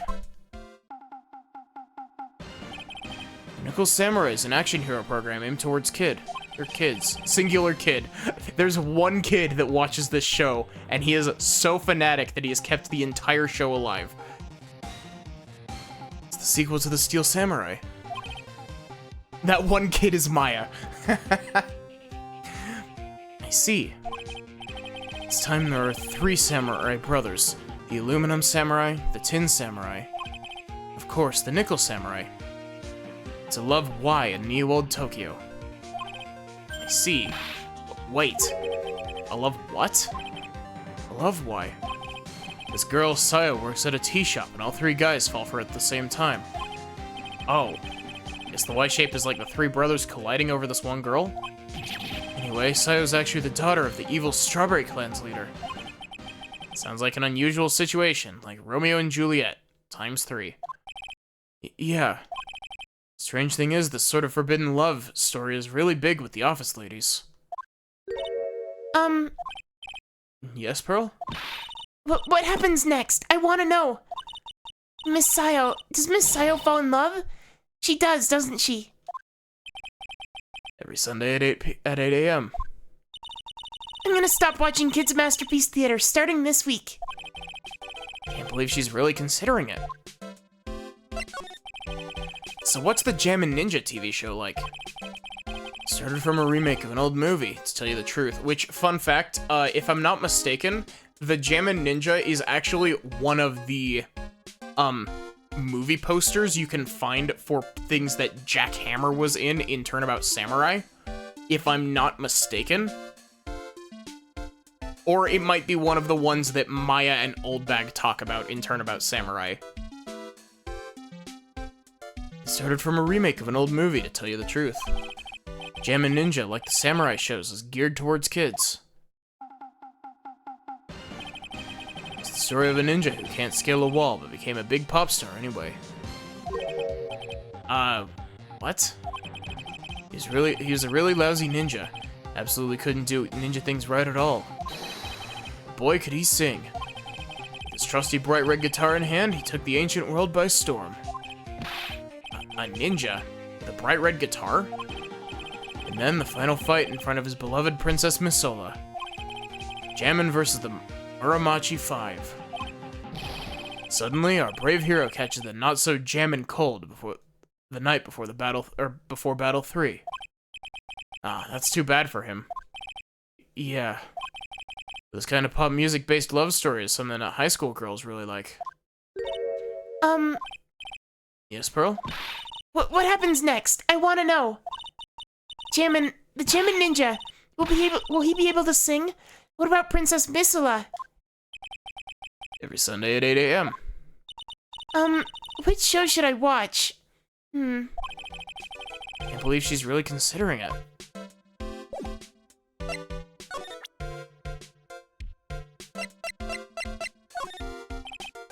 Sorry. Thanks for taking the time to take it out and show it to me, but I'm really... Okay, cool.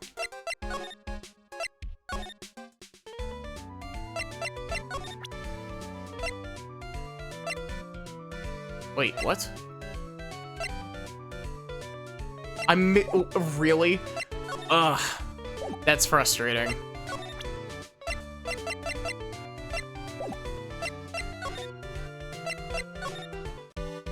Oh, wait, did it fall out onto the floor and we weren't able to, and we didn't grab it?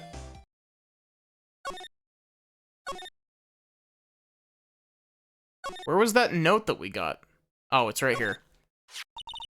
Mr. Nick, what's this piece of paper? It's called an autograph. Autograph? Every time I see graph, like, I have to stop myself from making references to Xenogears, because there's a villain in that game called Graf. And he just runs around offering people power.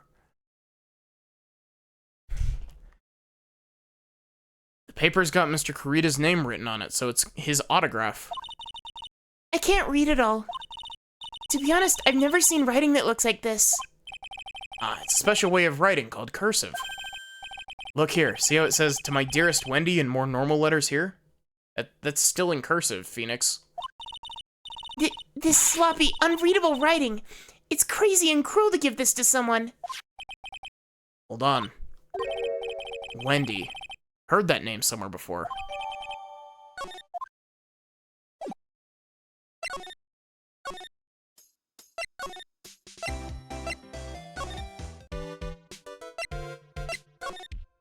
You're not the one I want to talk to.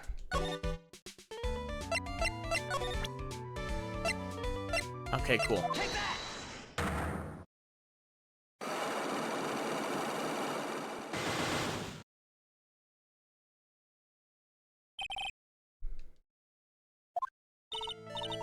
Alright, I'll be honest with you for now. Then please, tell us what you saw. But what a waste. And here I have a perfectly good chance to have a little fun at you youngins' expense. I am a little devil after all. Doesn't that imply you aren't a good person? Alright, I'll give you what you want. That's Juan's autograph. Yes, it is. And it even says, "To my dearest Wendy" on it. That's me, right? Right? My name is Wendy Oldbag, so that Wendy has to be me, right? Well, it may say Wendy. But somehow I don't think Juan had this Wendy in mind when he signed it. Oh, please, give it to me. Let me have it, please. I can't let you have it just like that. Yes, yes, I know. Then how about an exchange? Wow, she must really want this autograph.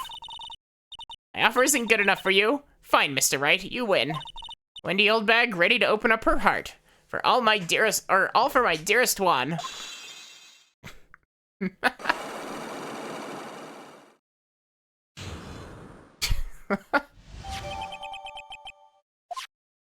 Autograph given to Wendy Dearest. Great.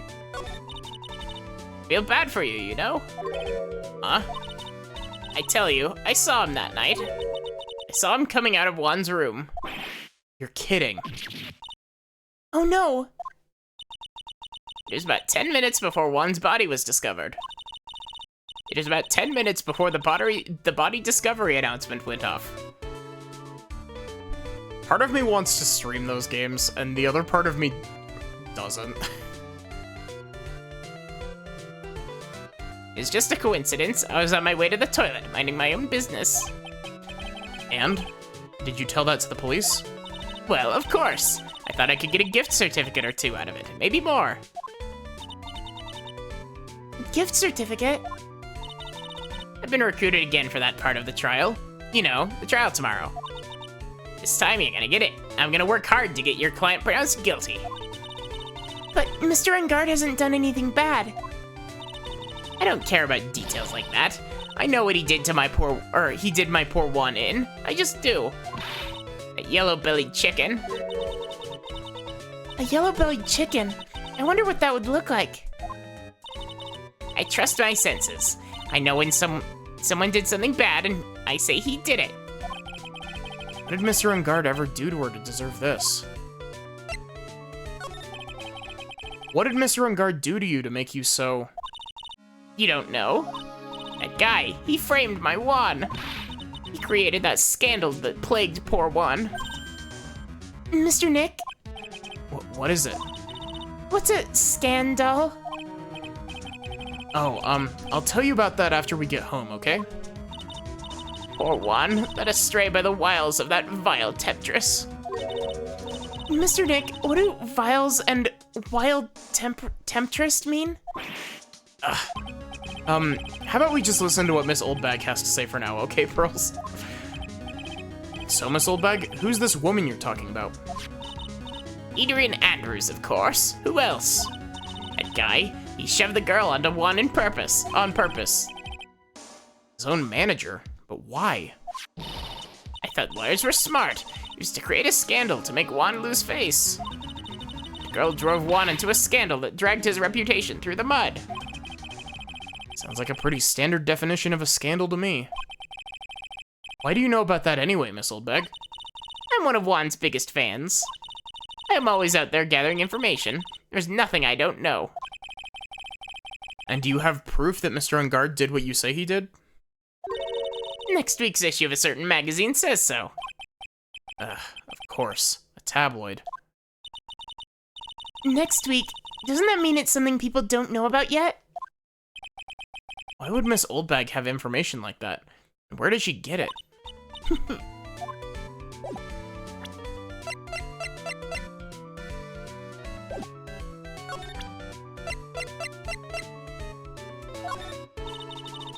I don't have anything to say to delinquents like you. She's really clamming up like the old clam she is. Please, anything would be helpful. Well then, how about I tell you my measurements? No. That's okay, really. She really doesn't like you, does she, Mr. Nick? I know.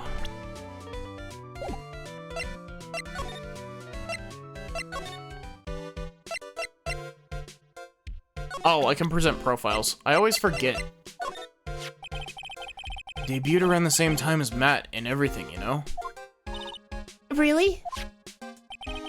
It started out small. First it was singing contests, then swimming competitions. Then it was bowling tournaments, and it was who could throw the best. New Year's parties, one was always trying to one-up Matt. But lately, those two were escalating to more and more dangerous things. I thought that no good would come on, I thought that no good would come of it all, so I began to worry. Too bad Juan's story ended so soon. That's younger than me. You can practically see his star potential. His star potential? Got his autograph the other day. Feels kind of wrong now, doesn't it? I don't care what people say. That didn't kill Juan. I know he didn't. Hey, that's Miss Andrews. She's Matt's manager. Actually, I was interested in her for a little bit. She's a little... So Mr. Powers likes this type of woman.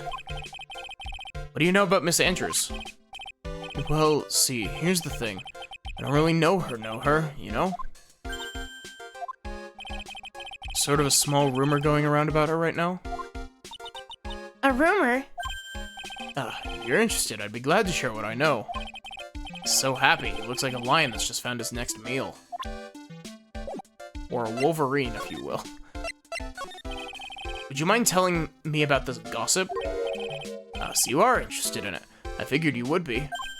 Yeah. Such a weakness for celebrity gossip, too. Oh, really? You too, huh? Yeah, so take a look at this. It's like a tabloid, Miss Oldbag would read. Alright, let's see here. Jammin' Midnight Rendezvous. Mysterious and yet beautiful manager to the stars, Miss AA. You see now, don't you? What? You can stop pretending to be in the dark, Mr. Wright. Juan Corrida didn't have a manager of his own. Which means that if we're talking about a certain manager with the initials AA... Adrian Andrews? Yes, exactly. It's big news. But it seems kind of odd. That woman, Miss Andrews, together with the biggest rival of her client? It's a wonderful thing that can only happen between two people. Mr. Powers looks so happy. Pearls is just following along, not having any idea as to why he's smiling. Well, like the saying goes, one man's garbage is another man's treasure.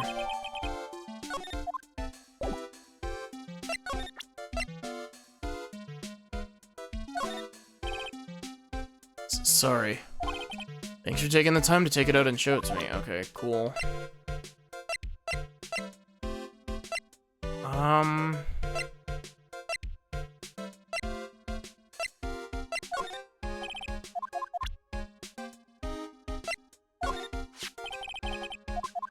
Oh, whoops. I'm gonna represent this and read through it again. I called this so suddenly that something about it just seems off, you know?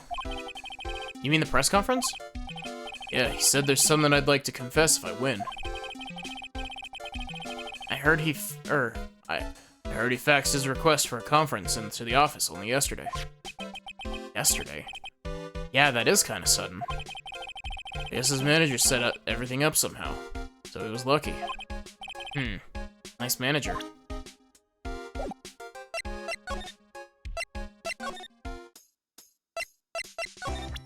Do I have the stuff to crack open your psych locks?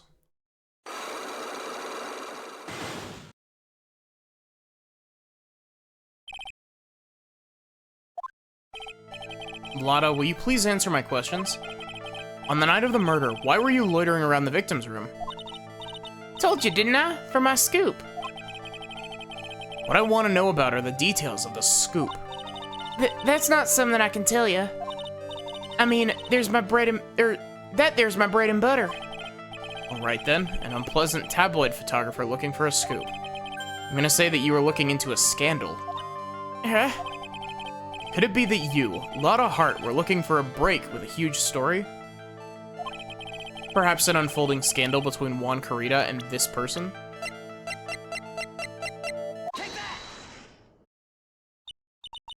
This woman. She's Adrian Andrews, Matt Ungard's manager. The Nickel Samurai's manager caught secretly meeting with his rival, the Jammin' Ninja. It'd be the hottest story of the season, wouldn't it? You're pretty good at this guessing thing, Mr. Lawyer.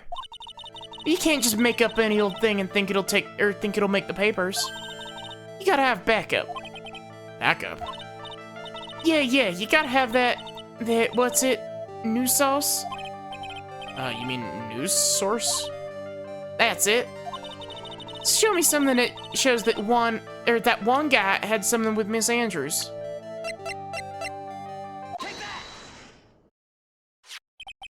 This is the article from a certain weekly tabloid. Jammin' Midnight Rendezvous. To the mysterious yet beautiful manager to the stars, Miss A.A. Ah! Mr. Kurita didn't have a manager of his own. What's more, his rival, Mr. Ungard's manager, Adrian Andrews. She is the initials AA. Ace Attorney. Justice for all. You saw this article, and then you thought to take some pictures of them as proof. That's why you were lurking around Mr. Kurita's door last night. Ah!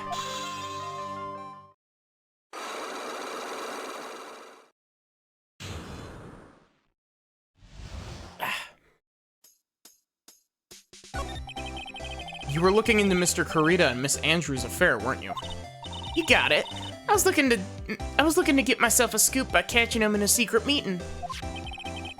There's already an article about it in one of the weekly tabloid magazines. It's no longer breaking news. What'd you just say? Her initials are AA. What kind of vague thing is that? It ain't no proof of nothing. People are gonna want to see real proof. Yeah. Well, at least I do. So that's what I was doing, getting photos. I'm slipping into old voice. Oh. I'm gonna whip up the reader's interest with some gossip and a little misleading. And spice it up a little and have myself an exclusive story. Wow. Or wow, Lotta. Nice journalistic integrity you got there. I already finished writing it up. Or writing up my spicy article, you know? But paper I wrote it on, my note to myself, is gone. Your note to yourself? It was inside the case of my $1,600 camera. It done run off together.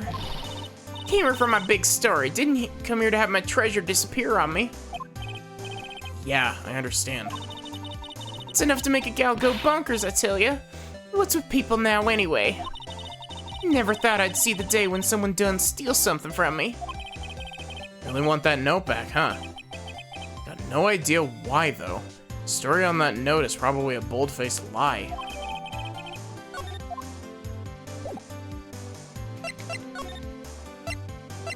Can we crack open... Actually, wait, you don't even have a psych lock. What am I talking about? I present... I asked to become Mr. Ungard's manager. He's a pleasure to manage with his nice disposition. Mr. Ungard does seem like a rather weak-willed man, always doing as he's told. He's always saying, my manager, right, Mr. Nick?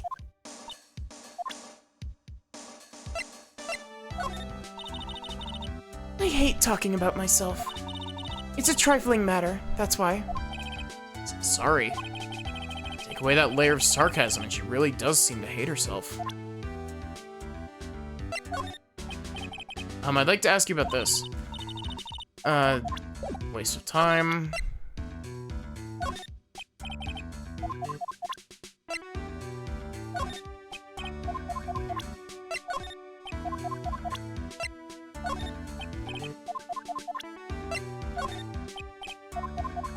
Just going through all my evidence.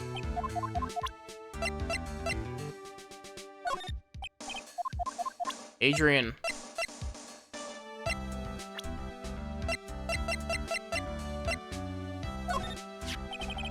Did you know the victim, Mr. Kurita? Yes, I knew him. The world is such a small place, after all. Did you know about his rivalry with the Nickel Samurai? Honestly, they're like children when it came to that. Time and time again, those two competed with each other over the most trivial things. If either one of them wasn't so stubborn, then maybe no one would have needed to die. I had a hunch that this woman knows more than she's letting on. She must know why Juan Kurita was killed.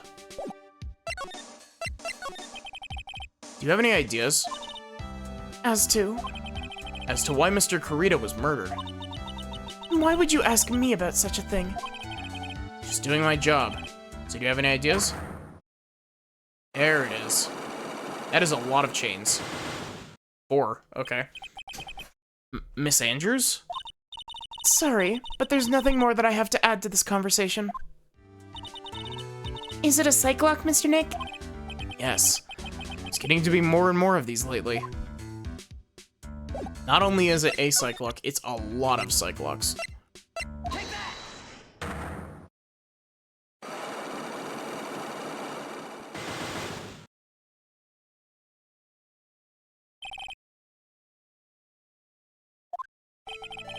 Why was Juan Carita murdered?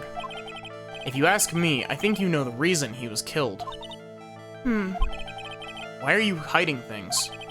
Don't you realize you're putting Mr. Unguard's life in danger by your actions?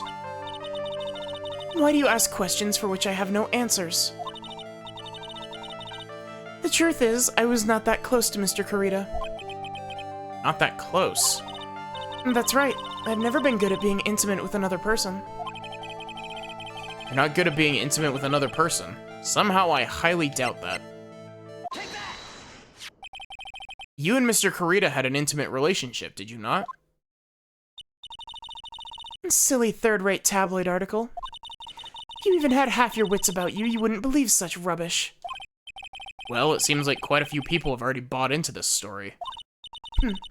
As to be expected in a world filled with crooks and liars. Note to self, stay on her good side. In any case, I despise interpersonal relationships like that. I see. However, what if there was a need for you to get close with someone? Me? I need to get close to Mr. Carita, as if there was ever such a need. Didn't you get close to Mr. Carita for this person's sake?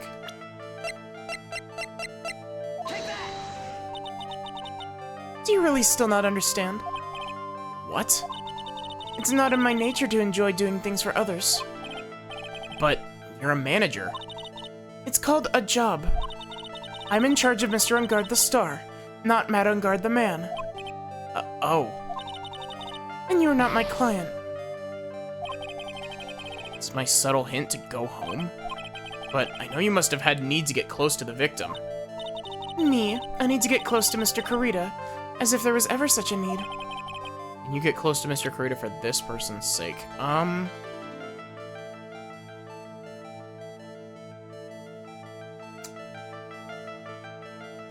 don't think I have the evidence. Don't think I have enough evidence yet. I should investigate and gather some more clues before I try again.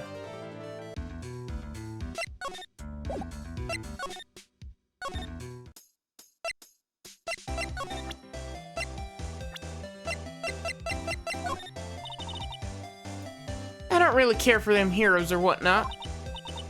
Oh, I see. And shows they got for kids, those adventures, are just plain old boring. Now adults, we got more caught up in messy, sticky, real situations. Even me. Oh, sounds like the tack's getting where I'm going with this. Wait a sec here. Don't go around getting her mixed up in things like that.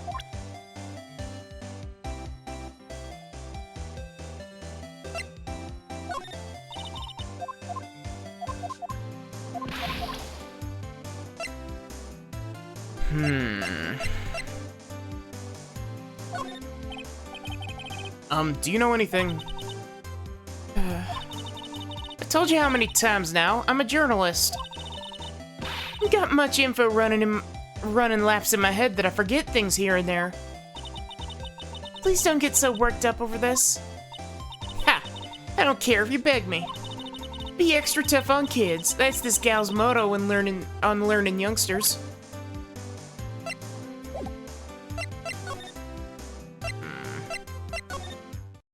Don't think we missed anything in here. This has always been the one issue that I have with Phoenix Wright's investigations, is that it's very easy to miss one little thing and not be able to progress.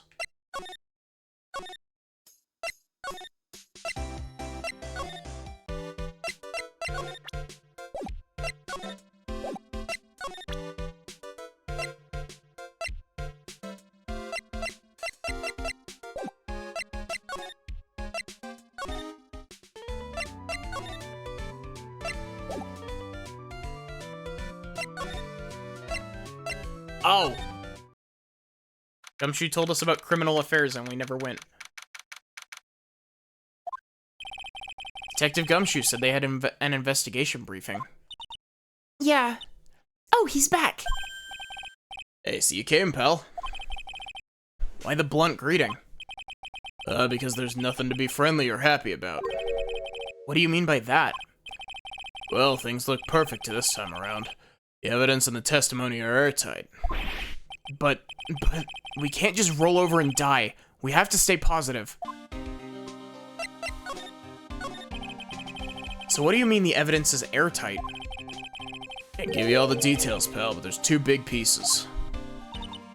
Two? Both of them are in this photo.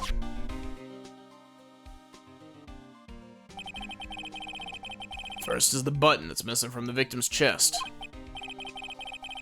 That's the button that you found during your body search of Mr. On Guard. Yep, found it in the folds of the Nickel Samurai's special pants. And the second one is? Knife in his chest, pal. Fingerprints on the knife in his chest, to be exact. Fingerprints? Lost all the edge from Pearl's voice.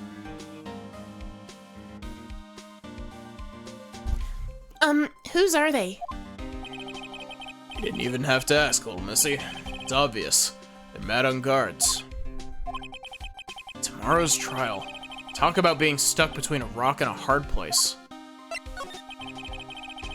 So what about this airtight testimony? It's that old security lady, Miss Oldbag. Also, give me a sec.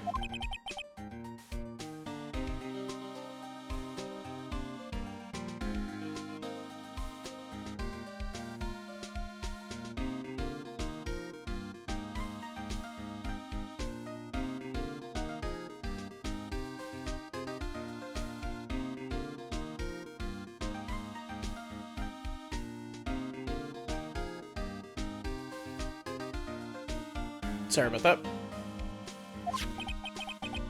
What do you mean you thought so? Did she tell you something, pal? Well... Even I told her not to open that mouth of hers and blab to anyone. Blab knob is stuck on 10 and there's no turning it down, trust me. Yeah, well, Miss Oldbag saw it all, pal. She saw Mr. On Guard come out of the victim's room around the estimated time of death. No way.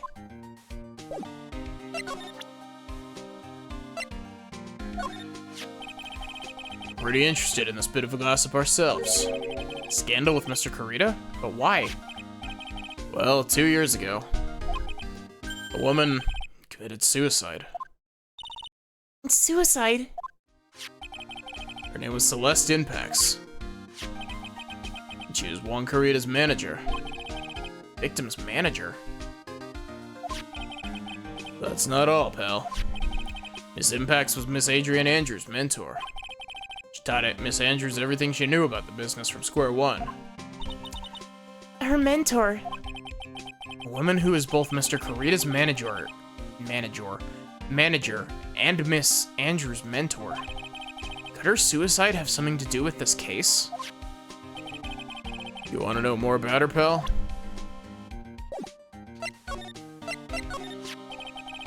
She was the victim's manager and was also Miss Adrian Andrews' mentor. It's been 2 years since her suicide, and those two are both linked again by another death. Ugh. Maybe it's just a coincidence, but ugh. I'm getting sick of dealing with one foolish idiot after another. Miss Von Karma. You can't seem to stop allying yourself with the enemy, can you? I don't need a traitor in my midst. You don't mean? I do. Scruffy. You have 30 minutes to get out of here. You're no longer needed. Goodbye. That's... Wait, please wait, sir. If I don't get this month's pay, I'll... Quiet. If it weren't for traitors like you... I would have won. Is that what you want to say? Who? That voice. Edgeworth? It's been a long time, right? This person... This is Mr. Edgeworth? What am I going to do with you? Still blaming others when things go wrong. You haven't changed a bit, Franziska. You. How dare you show your face to me without a shred of shame upon it? You've soiled the Von Karma name, dragged it through the mud. You even ran away with your tail between your legs like the ill-bred dog that you are. You talking about the Von Karma family creed? To be perfect in every way. Then let's hear it, Franziska. How are things going? I hear you're having a rough time maintaining perfection in this country. You seem to be getting crushed under the weight of it all. That's why I came back. Keep your assumptions to yourself. I haven't given in yet. I won't lose. This case is mine. I'll never hand it over to you. Never. Mr. Phoenix Wright, I will see you tomorrow in court. It'll be a clinical lesson in the meaning of total victory. Still the same wild mare she always was. About you, Prosecutor Miles Edgeworth had gone and died. Mr. Nick! I never wanted to see you again. I think that's enough of a warm welcome for someone you haven't seen in a year. Are you going to run tomorrow's trial? You heard her, right? That wild mare hasn't given in yet, it seems. So no, I don't think I'll be making an appearance. Your hatred for me is quite unhealthy, not to mention one-sided. But I will say one thing. You can't win on your own at the trial tomorrow. What is that supposed to mean? I have something that you lack. And working together is the definition of teamwork. It's the power to find the truth. The truth. In order to understand this case, you have to understand a certain truth. Well, if you ever feel the need for my assistance, it is available to you. I'm not in charge of this case, so I can be a bit more generous with information. Just what is going on inside his head? A lot of things may have happened. However, Manfred von Karma was still my mentor. And a perfect win record is proof of a von Karma. 1 year ago, you could not establish guilt in a few cases. Are those losses the reason for your sudden disappearance from the prosecutor's office? Did you leave because you had lost your perfect win record? I think your motivation for prosecuting trials was so selfish. It'd be better for everyone if you never came back from the dead, Edgeworth. I see. Then let me ask you something. Why do you stand in the courtroom? What is your reason? Well, with Franziska, she almost always says, I will defeat you this time. the instant she sees me. But the courtroom is not a personal battlefield for prosecutors and lawyers. I stand in the courtroom to defend my client, to save their lives. To save your client, you say? Those who think only of their own ego-driven goals. Those kinds of prosecutors are reprehensible to me. Even if you're a prodigy. Someone like you, Edgeworth. It looks like there's still a lot you have yet to learn. A lot I have yet to learn? Me? Well, that's enough for now. The time when you will see is coming soon enough. I have no interest in talking about useless evidence. Put a little more thought into what you show me, Miss Phoenix Wright. Still as stuck up as ever.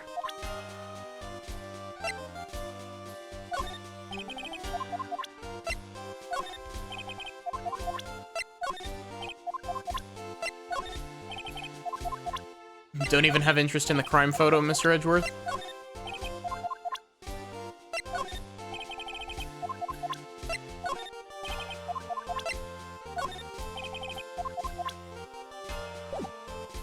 Okay, goodbye, Edgeworth. Phoenix claims to be mad at you, but...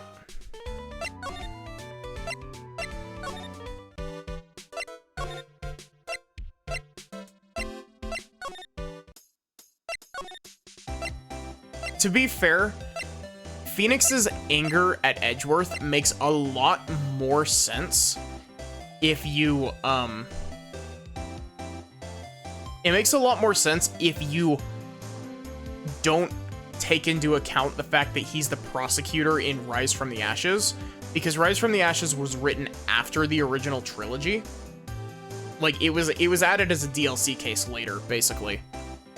And, so essentially just imagine Edgeworth leaving right after Turnabout goodbyes, and that's what that's the reason that Phoenix is mad at him.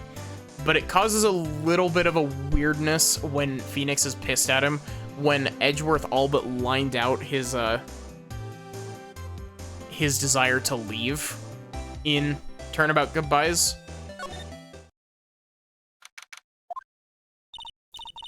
Looks like Miss Andrews isn't here. Played the second game before the first one. Ah. That's not good. Still have a few questions I want to ask her. And she has that psyche lock on her heart, right? Well, we don't have much of a choice. Guess we'll have to come back later. Do you know anything about Celeste impacts? Do you know anything? Nope. Honestly, that order works well too. Well, the whole thing is that, like, I like Rise from the Ashes. I think that it has its issues, definitely, but I like it. I think that it is worth playing, and I think that it has a solid place in canon. Because the other big thing is that, like, it works both ways, but you can kind of tell that Phoenix's anger at Edgeworth for leaving is based off of him basically mysteriously disappearing after Turnabout goodbyes, is how it was originally written. And so it makes a little bit more sense like that.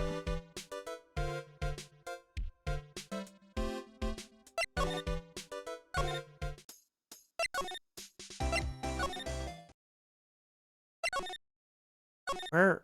What? Oh, wait. Fucking... I both love that I can present profiles, and I hate that the Ace Attorney team is never consistent with it.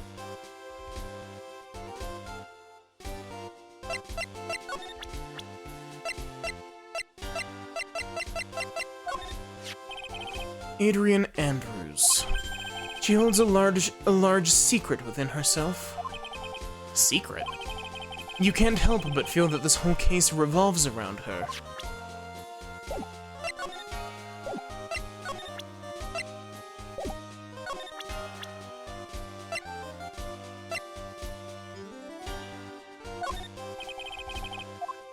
Looking into leads, but we can only look into a few key players with our limited resources. There's no reason for us to waste our energy investigating this person. You just tell it to me straight and say I don't have any info.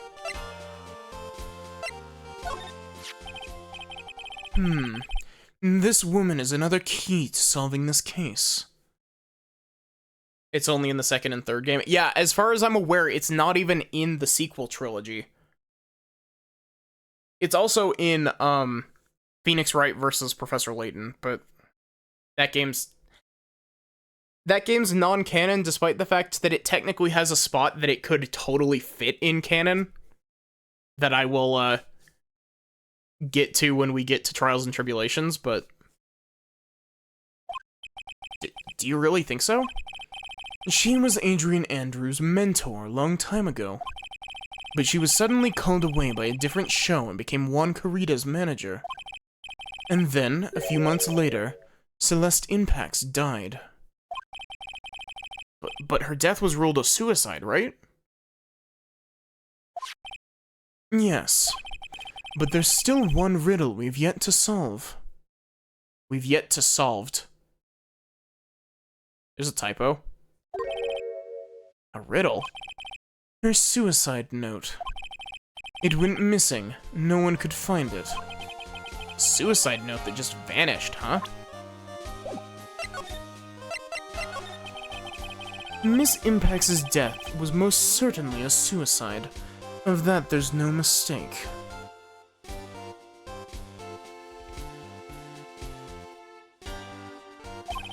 However, we could not find her suicide note.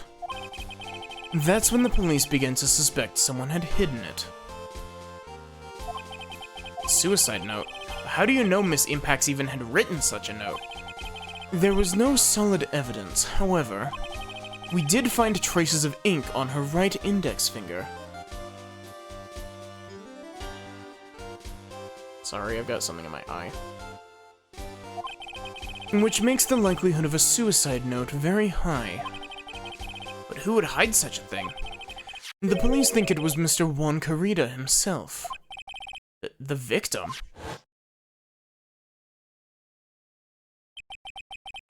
He was the one who found her body.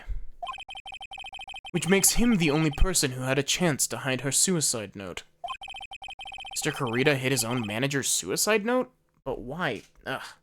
Why is my eye hurting?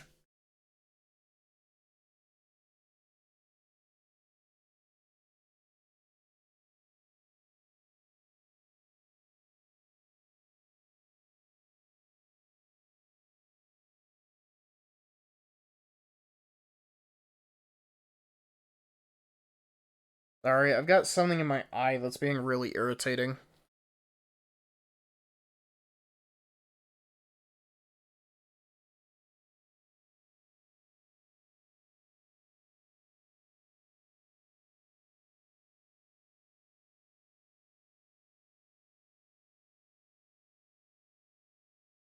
Mr. Carita had hid his own manager's suicide note, but why? As long as her note is missing, any speculation beyond this is meaningless. For now, I think you should look this over. This is the suicide report. Part 1, anyway. Part 1?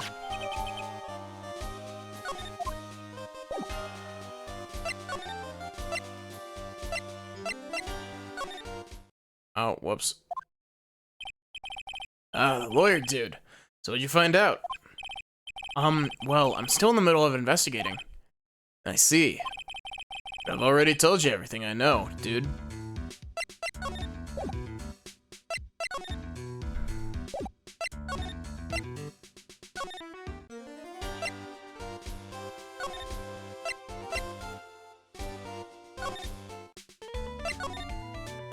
I need to go get eye drops, actually. My eye is very dry right now.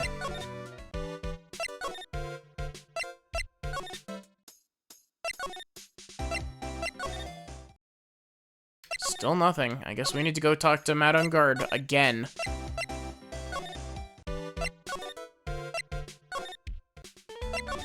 Ugh.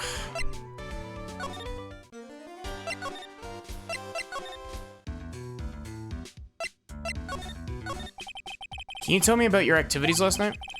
After I got the award, I took a break and went back to my room. I had that post-ceremony stage show to do. So I was in my nickel samurai costume. You were alone the entire time? The manager was running around being busy. I'm pretty sure we've already read this. The detective in the green coat, yep.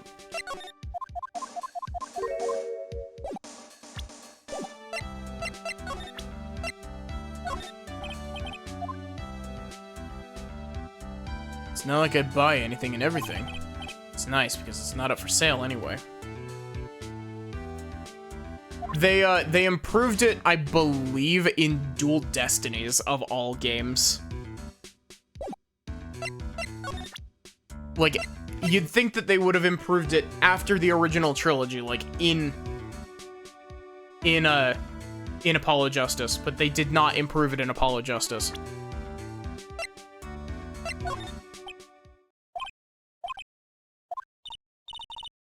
What's wrong? How much do you know? What do you mean, how much? Mr. Lawyer, I may be your client, but hope you'll keep yourself out of my personal life. Ah, no, I would never. Now, if you excuse me, I have a lunch appointment I have to keep. You're in detention. Who in the world are you gonna eat with? The security guard? Mr. Nick? Celeste Impacts lady. Somehow I get the feeling she's a very important person in all this.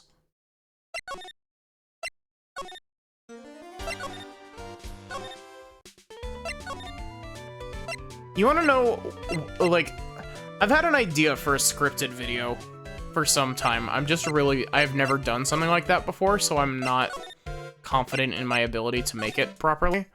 But I've had an idea that's like, sort of like what-if situations with some of these Ace Attorney cases. What the fuck do you mean? Do I need to present Celeste Impacts to you too? That's Edgeworth. Actually, I've already presented Celeste Impacts to you. It's sort of like, there's a lot of cases where it's just like, you know, it's like person died, but person wasn't the main target. Kind of like, think of, you know, Turnabout Samurai, but rather than, because the whole thing with Turnabout Samurai is that, you know, Jack Hammer wanted to kill D. Vasquez because of the blackmail. And so imagine if you have like a reverse Ace Attorney case where rather than it being, you know, Jack Hammer dying and Powers being framed by Vasquez because of Jack Hammer's outfit, what if, you know, Vasquez actually died and Hammer successfully pinned the crime on Powers? Like,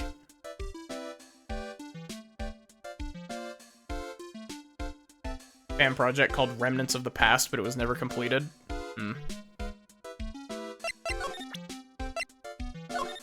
Oh, whoops.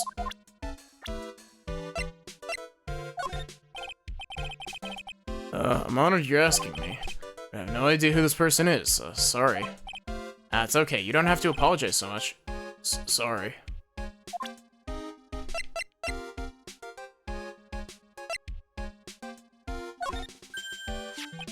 Hey, that's Miss Andrews. She's Matt's manager. Actually, oh wait, we've already read this.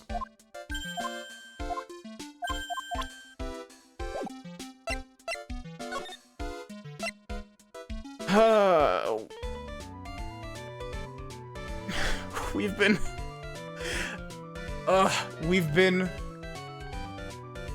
on this investigation segment for 2 hours.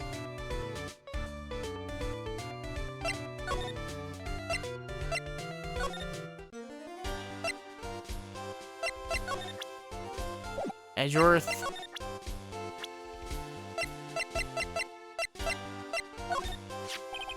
While I was abroad, these deplorable types of actors became popular, I take it.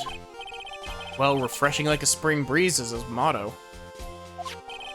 Refreshing? And what's so refreshing about a spring breeze? Sounds like the pollen's not treating him well this year. There's an interesting rumor about this man. You mean the one about Miss Andrews getting close to him? That's pretty common tabloid fare, isn't it? I don't take things at face value where there's more to be found.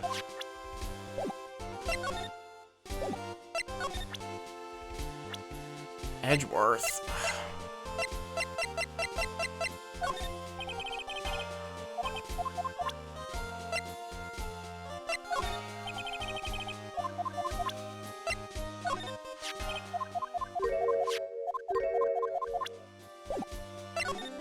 Already done all of this. Ugh. Gosh, I love Ace Attorney, but sometimes it is very frustrating trying to figure out what step you've missed. Since there were no psyche locks, that means we can trust Mr. Ungard to be innocent. I really feel much better knowing that. Ever since last night, I was so worried that I kept wondering, what if he's the real killer? What then? Hey, I have something I want to ask you, Pearls. Okay, what is it? Why are you so interested in how Maya and I get along? I mean, she and I don't have anything special Huh? What do you mean? But I thought you and Mystic Maya were... I've been mistaken all this time? No way. She really wasn't kidding. Pearls actually believes Maya and I are... Maybe I should have just left it alone. Mr. Nick, stop it. Don't hide your true feelings from me. Ow, she slapped me. Great. Thanks, Pearls.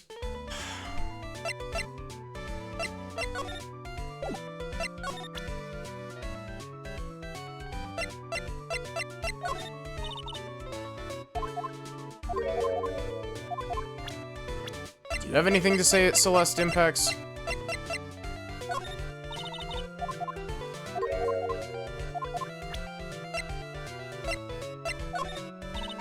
Why don't you have anything to say about Edgeworth? You were crushing on him super hard last game.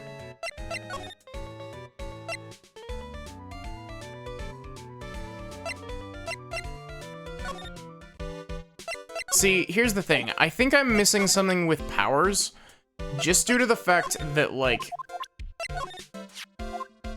Press conference, yep, we've already read this. Just due to the fact that he...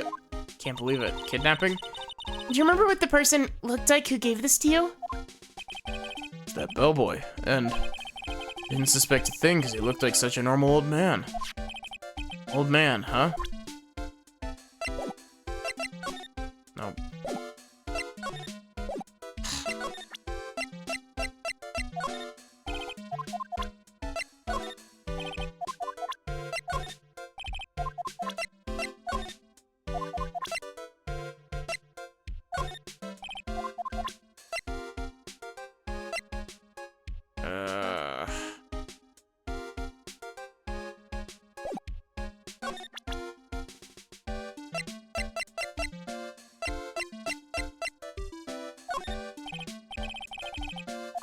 You don't know anything?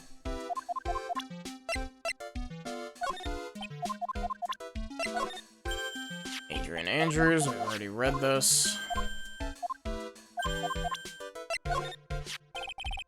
Never would have thought I'd see here of all see her here of all places.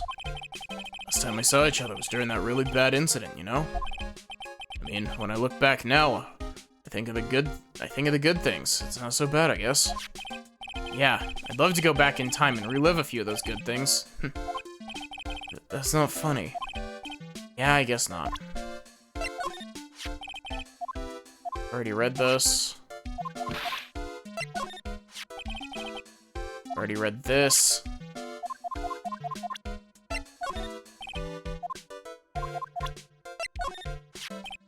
Hey, is my face really all that scary? Kids won't come anywhere near me. When I cover my face, they're all shocked because then they figure out who I am. I think your face makes you look like a very kind person. Aw, Mr. Powers is getting teary-eyed.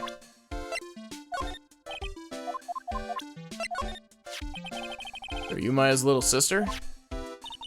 I'm sorry, but no. Oh, you must be Mr. Wright's little sister. Again, I'm sorry, but... Then, whose little sister are you? I'm sorry, but I'm an only child. Oh, I see. Sorry. Her looks so sad. She looks really sorry, too.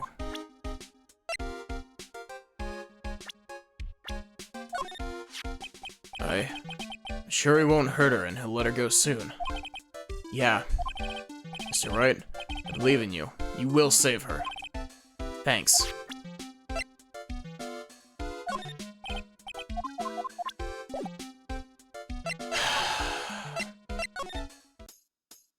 I'm very close to just pulling up a walkthrough to get through this investigation segment. You don't have a Psyche Lock currently. Frickin'... Yeah, I just bought that camera. Who did it? The thieving rascal. Please don't look straight at me while you're saying that. When I find the bugger who went and done this, they're gonna pay with a bullet. You do that, don't expect me to defend you.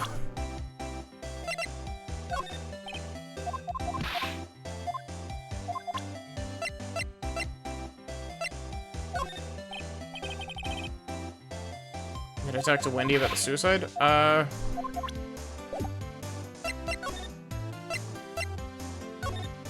Don't think so. I think the issue is that I tried to present Celeste's. Nope, she doesn't have anything to say to us.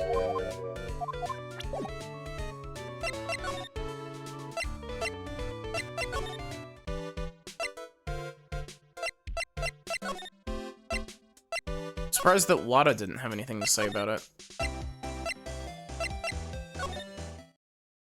She's still not here.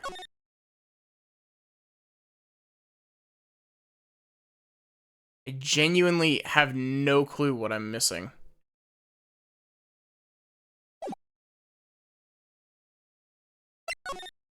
The article? There's not an article about that.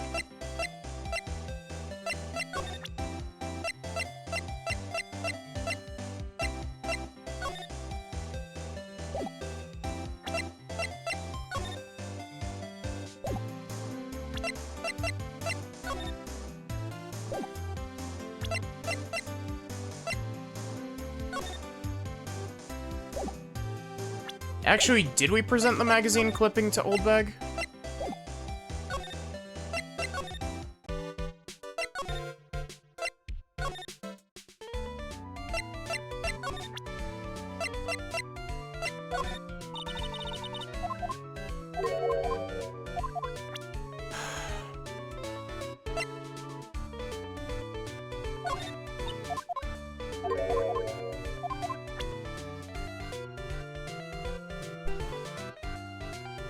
I genuinely don't know what I'm missing.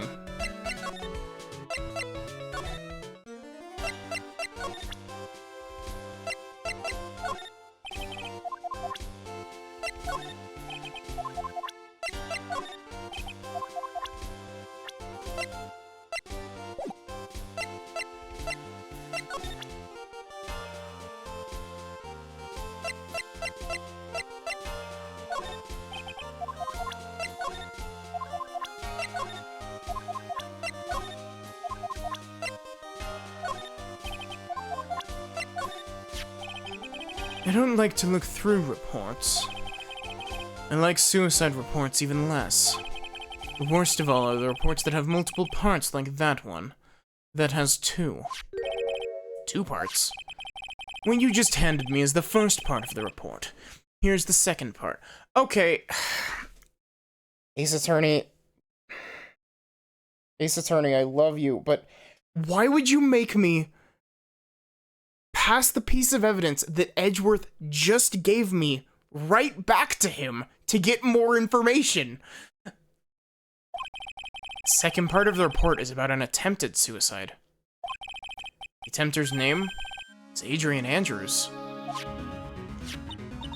Miss Andrews? What did she do? She tried to kill herself. She doesn't look like the kind of person to try to kill herself, though. And you think she's a strong career woman, and that's just what she wants you to think. Adrian Andrews. She has a certain secret she's always trying to hide. A secret? Her dependent nature. That's what she's really like on the inside. Miss Andrews, dependent? Talk about the exact opposite of what that woman is.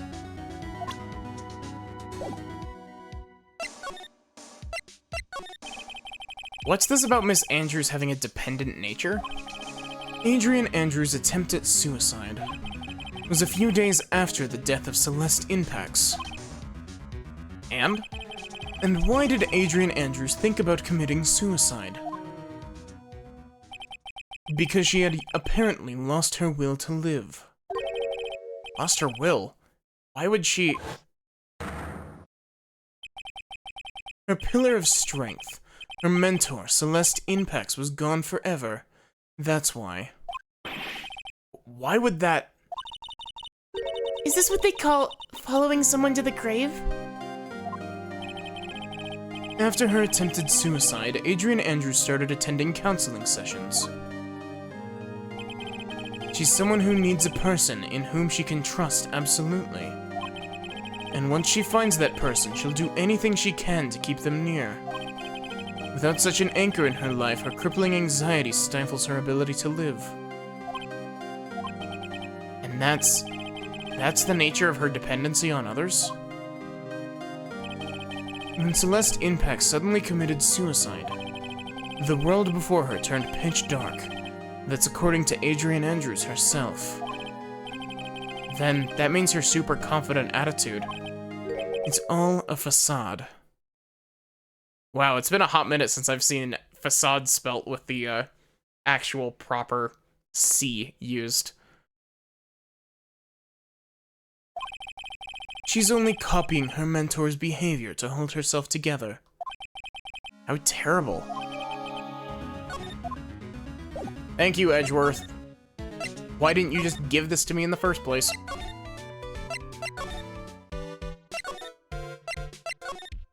It's especially frustrating because Edgeworth has, Edgeworth only has, like, he has 6 talk options, despite the fact that it's only displayed as 4. And I know that that's originally an issue with the, like, DS and GBA, but, like, it's not an issue on console, so please fix it. Oh, Miss Andrews is here. But it looks like she's talking with someone. That's Franziska von Karma. Miss von Karma? What are you doing here? Well, you see, I'm his lawyer, so... You've got some nerve following me around. Following you? That's you, Miss von Karma. You're the one doing the following. Pearls? You're always following after that Mr. Detective with the little beard. Me? Following after Scruffy? Don't make me laugh. Let me show you something interesting, little girl.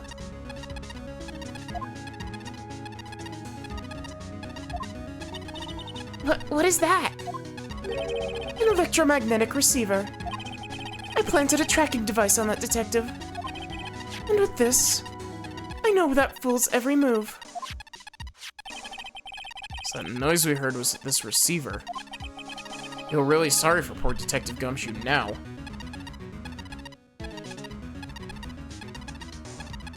Yeah, but at the same time, Ace Attorney...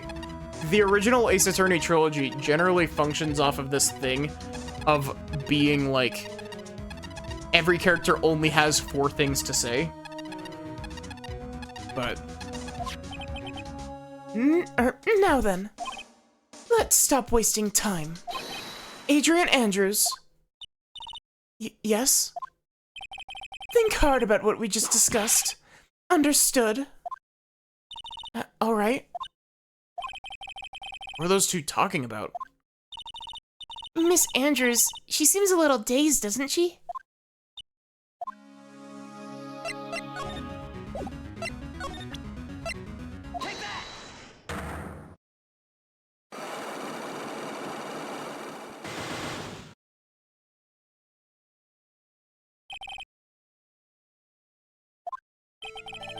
Why was Juan Carita murdered? If you ask me, I think you know the reason he was killed. Why are you hiding things? Don't you realize you're putting Mr. Ungard's life in danger by your actions? Why do you ask questions for which I have no answers? The truth is, I was not that close to Mr. Carita. We're not that close. That's right. I've never been good at being intimate with another person. Not good at being intimate with another person? Somehow, I highly doubt that. You and Mr. Carita had an intimate relationship, did you not? Silly third-rate tabloid article. If you even had half your wits about you, you wouldn't believe such rubbish. Well, it seems quite a few people have already bought into this story. As to be expected in a world filled with crooks and liars. Note to self, stay on her good side. In any case, I despise interpersonal relationships like that. See. However, what if there was a need for you to get close to someone? Me? A need to get close to Mr. Carita? As if there was ever such a need. Didn't you get close to Mr. Kurita for this person's sake? Celeste Impacts, your mentor. How do you know about Celeste? Miss Impacts. She committed suicide, didn't she? But it looks like no one knows why. Right before her death, she was Juan Kurita's manager. So I believe you got close to Mr. Kurita so you could find out more about her suicide. You have a great imagination. You may have a future yet as a slimy muckraker of a putrid third-rate tabloid. Miss Andrews? There was no mystery surrounding her death. None. It would be pointless for me to force myself into a relationship for nothing. Is that really true? Is there really no mystery at all? I don't believe you were completely at ease with the way her suicide was resolved.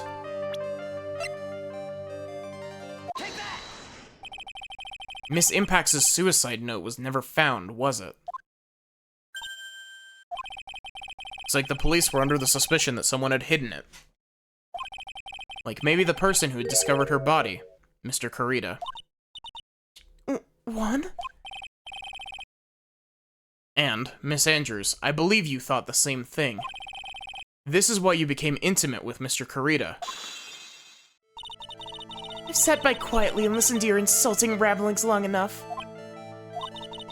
It's true that Celeste was my mentor. However, allow me to say this again. It had nothing to do with me. I didn't even know that her suicide note was never found. I'm a person who doesn't care about what goes on in the lives of others. It's the impression you'd like to give, however. I don't think that's who you really are. What? I have evidence that says otherwise. This is proof that Celeste Impacts was someone very special to you.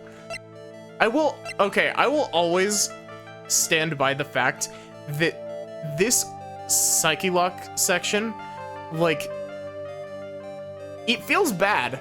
Like, it feels like you're dredging up, like, horrible trauma. And, like, this is one of the few Psyche-Lock sections that just, it doesn't feel good to finish. Miss Andrews, you nearly went through with it too, didn't you? Went through with what? Ending your life. Miss Andrews, you look and act like a very strong woman who has it all together. You don't ask for anyone's help, relying only on yourself. Yes, I've been very independent ever since I can remember. However, that's all just a lie, a facade. You've always searched out on people to whom you can depend on. That's... You were dependent on Miss Impacts, weren't you? Which is why, when she passed away, you lost everything you had. Stop. This is one of the best cases, at least of the series that I've played so far. When Celeste passed away so suddenly like that, I died a death of my own.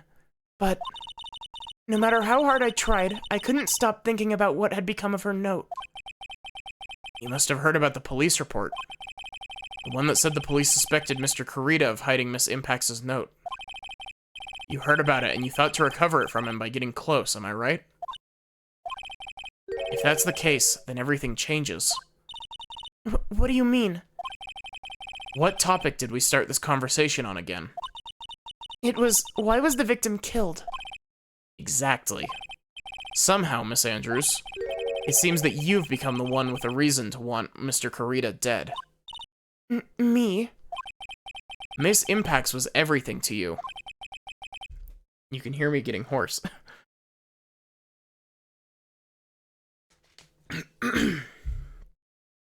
And then she died.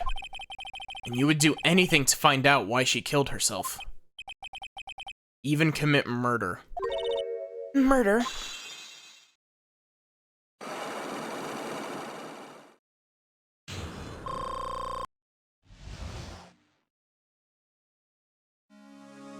You heading out, Dash? It's true. I'm a woman who can only live in insecurity. Not heading to bed. That's really funny. I'm glad that you enjoy my voices. It's true that I'm a woman who can only live in insecurity. I'm physically small, and I don't really have a lot of self-confidence. I've pushed against all that, though. I've tried to live strongly. I never wanted anyone to find out the truth. Miss Anders? This one thing. It's the one thing I wanted to take with me to the grave. It was my secret, mine and mine alone. I'm sorry. You probably think I'm a worthless human being right now, don't you? Please, Miss Andrews. All I want to know is the truth. After Celeste passed away, I heard that someone had hidden her suicide note. And that someone was one Kurita. Celeste, without her I became scared. Everyone seemed like they were out to get me. So you got close to Mr. Kurita to recover her suicide note, correct?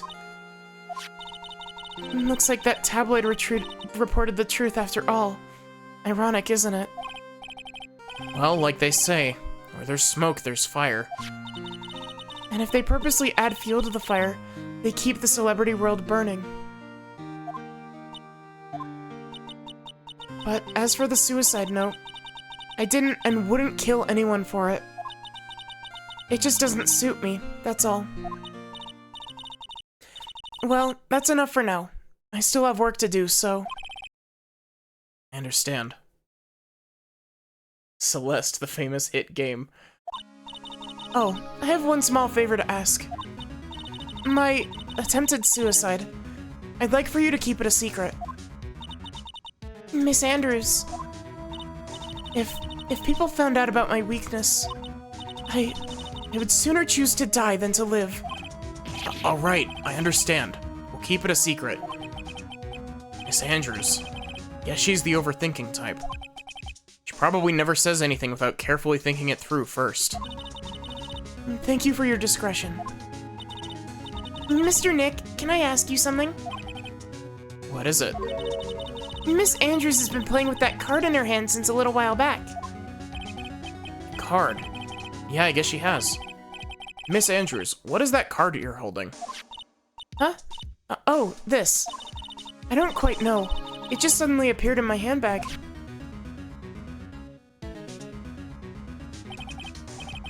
What is it? It looks like a seashell? That's what it looks like, doesn't it? I honestly don't remember owning this card. I wonder where I picked it up from. We're not remembering something clearly. Sounds like it would be a rare occurrence. Well, I must be off. I leave Mr. Ungard in your capable hands.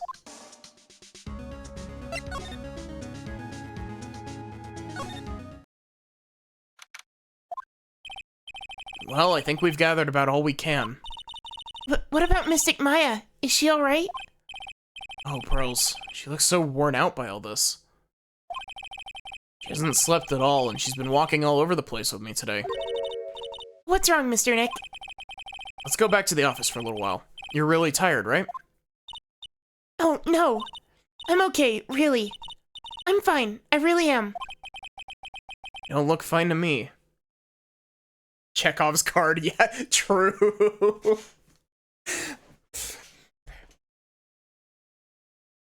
It's really funny. I don't actually know, like...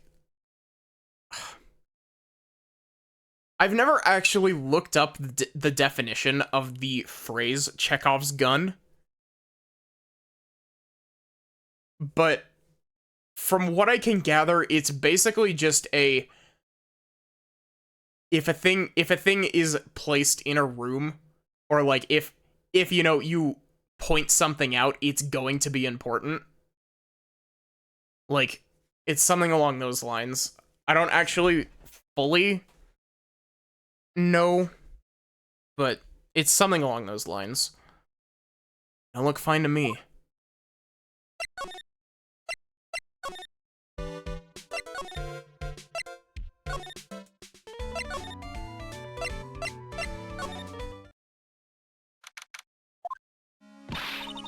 So, what now? Well, we did find one thing out for sure. Miss Andrews has a motive. You mean Miss Impax's suicide note? That's right. She was also the one to discover the victim's body. Clever. Mr. Nick, the transceiver. Hello? Wright & Co. Law Offices?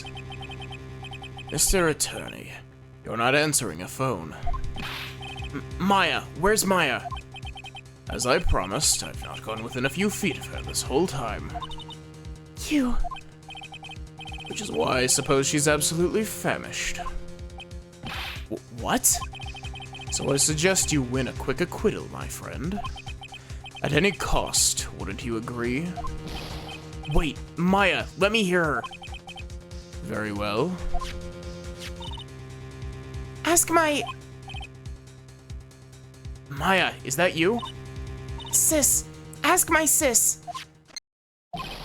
Maya! Maya! Damn it, he cut me off! Never waste the audience's time with information that isn't relevant to the plot. I mean, to be fair though, with that statement is far too broad for its own good.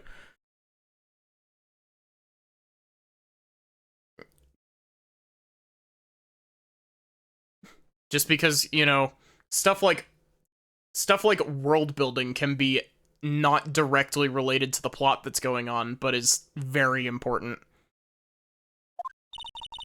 Mystic Maya said, ask my sis, didn't she? Sis? What does she mean by that? Come on, Phoenix. You're a hopeless one. Sorry. Ugh. Mia! I have a message from Maya. So come, ask me anything you want about her. World building is in itself necessary to drive the plot. So some people would argue that world building is a separate thing, but you just reminded me of Fire Emblem Fates having absolutely no world building.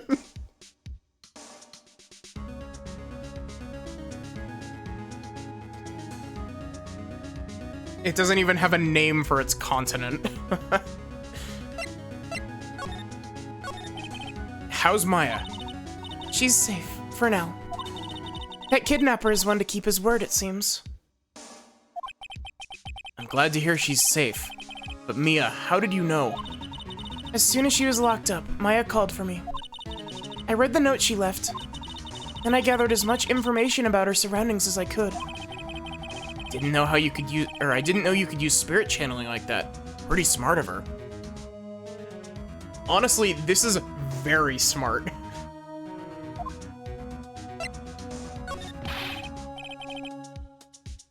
Better that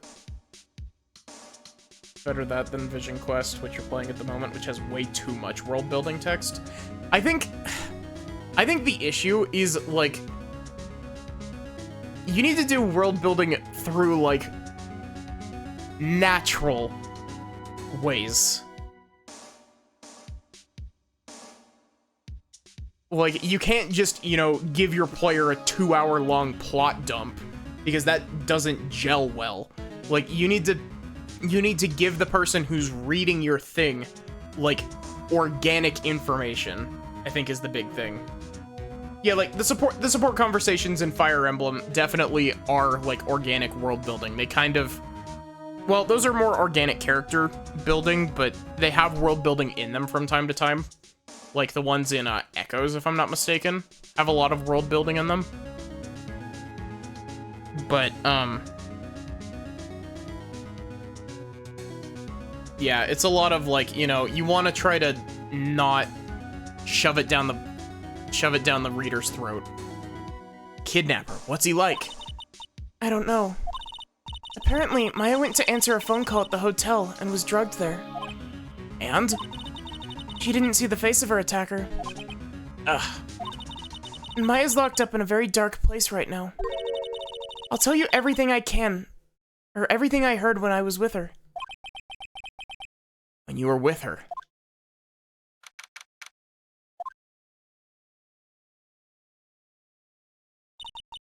I'm starving. I could really go for some apple pie. I mean, at a time like this, sweets are the only way to go. I have to stay positive. He promised he wasn't gonna kill me. I'm not gonna die. Sis, I wonder if you're with Nick right now. Huh? Someone dropped a card here. It kinda looks like a business card, but there's no name on it.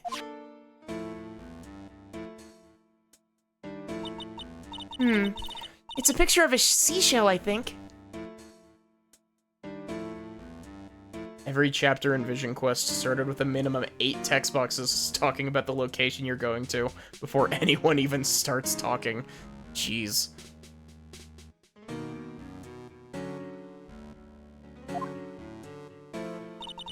What a strange card. Okay, can I just say, it is the weirdest design decision to make it so that the magnifying glass can literally get stuck on the edge of this menu. Like, you can't move the, did I say hourglass? Magnifying glass. It gets stuck on the side of it. What's this? It feels like there are a lot of glass bottles here. And these, they feel like barrels. I'll pass. Too bad I'm really hungry and not really thirsty. I think it's only in the HD ports of this you can get it stuck. There's all sorts of things piled up here, but it's too dark to see.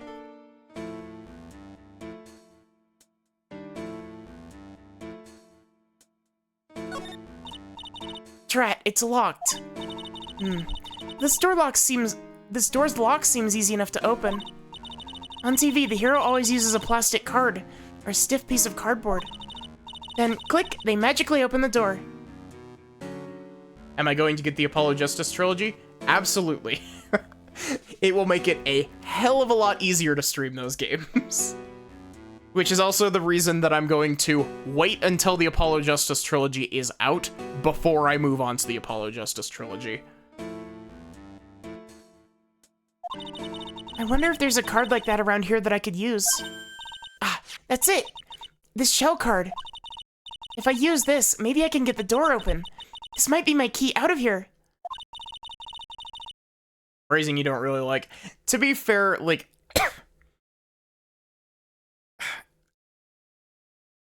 I mean, Apollo is, like, a big main... Like, he's a mainstay character in all 3 games. He just only has his name in the title of one of them. And he's only really the big main character in Apollo Justice. He kind of takes slightly... It's kind of inaccurate.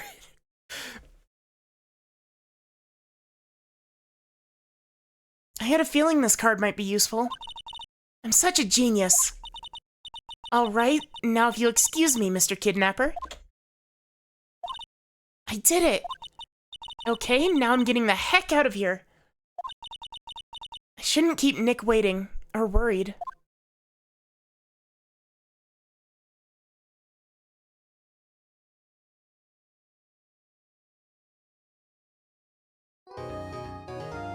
Wow, that was 3 hours of investigation time. Jesus.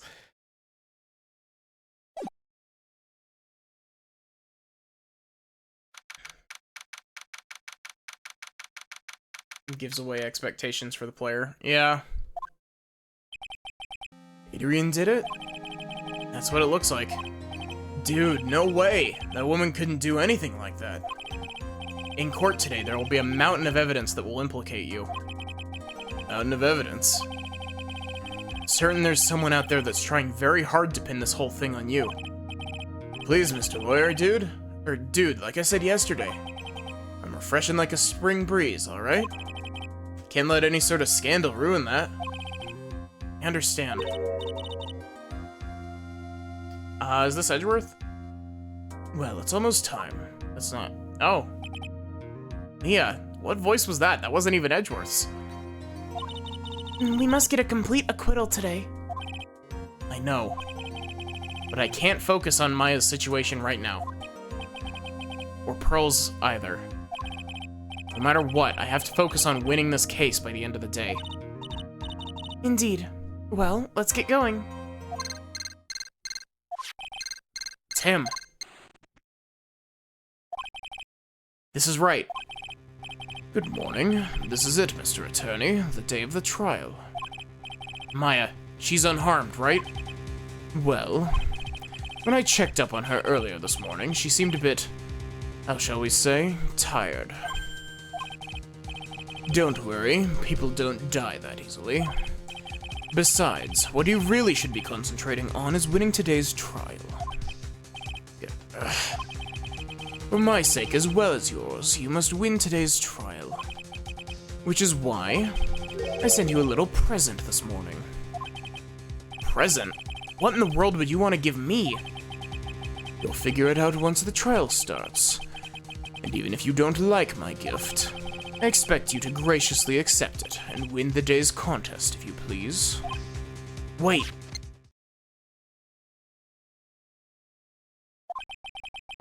Kidnapper sent me a present? Mr. Lawyer Dude, who was that? No one. It has nothing to do with you, so forget you heard anything. Dude, did your nose just get longer?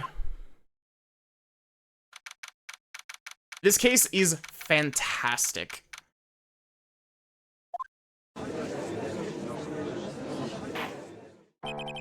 Court is now in session for the trial of Matt on guard. Are the prosecution and the defense ready? The defense is ready, Your Honor. I say, Mr. Wright, what happened to Miss Von Karma? I don't know, Your Honor. Why are you getting mad at me? Your Honor. Please be quiet, bailiff. Court is in session. You must tell me something. Please keep it brief. Now then, what is it? Prosecutor Von Karma has... This morning, Miss Von Karma was shot by an unknown gunman. What? Shot? Somehow. I think this is the present that man was talking about. It's present. Miss Von Karma is one of the top prosecutors in the country at the moment. If she were to disappear, it would be to your advantage. This is totally insane. Miss Von Karma, is she alright? I don't have that answer. She's alive and in stable condition. That's good.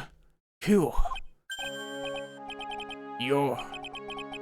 Thought he'd show up. Your Honor, due to the circumstances, Miss Franziska Von Karma cannot appear in court today. I, Miles Edgeworth, will be taking her place.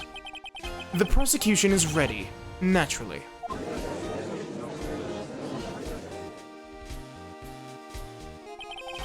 Miss Von Karma was shot in her right shoulder and is currently undergoing surgery. This right here, you have to admit, Shelley D. Killer has a sense for irony. He has a huge sense for irony.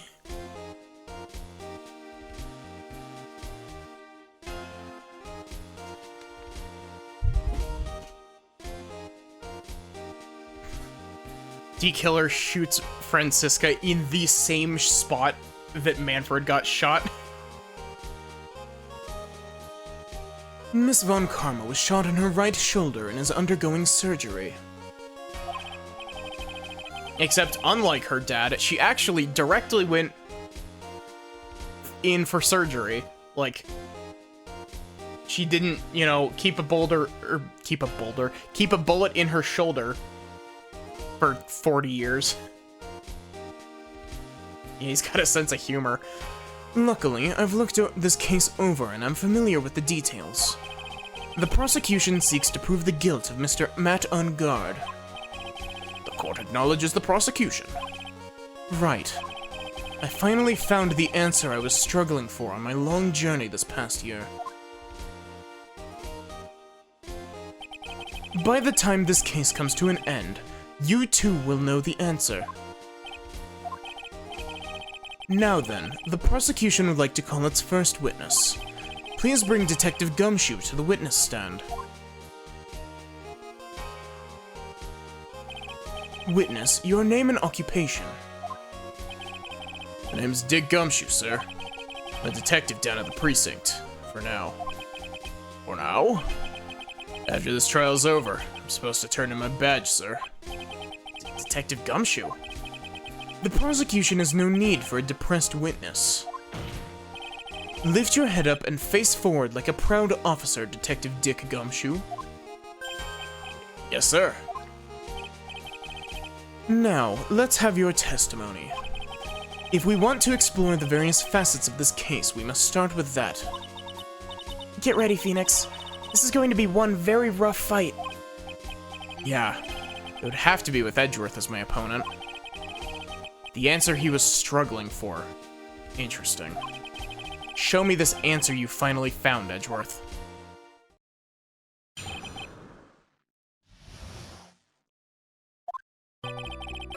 Murder happened after the Hero of Heroes Award ceremony, sir.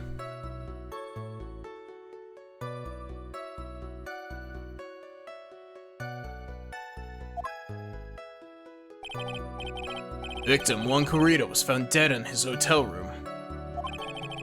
After looking into the cause of death, we believe he was definitely murdered, sir. At first, we thought there was something suspicious about the empty guitar case. However, we later found out that the guitar case had nothing to do with the murder.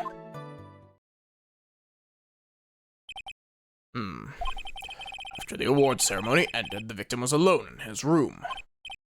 Yes, sir. Both the victim and defendant went alone to their rooms, sir. I see. Mr. Wright, you may begin your cross-examination.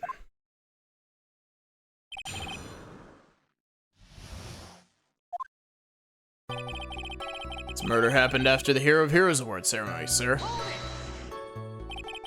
Would you please give us a brief timeline of what happened after the ceremony?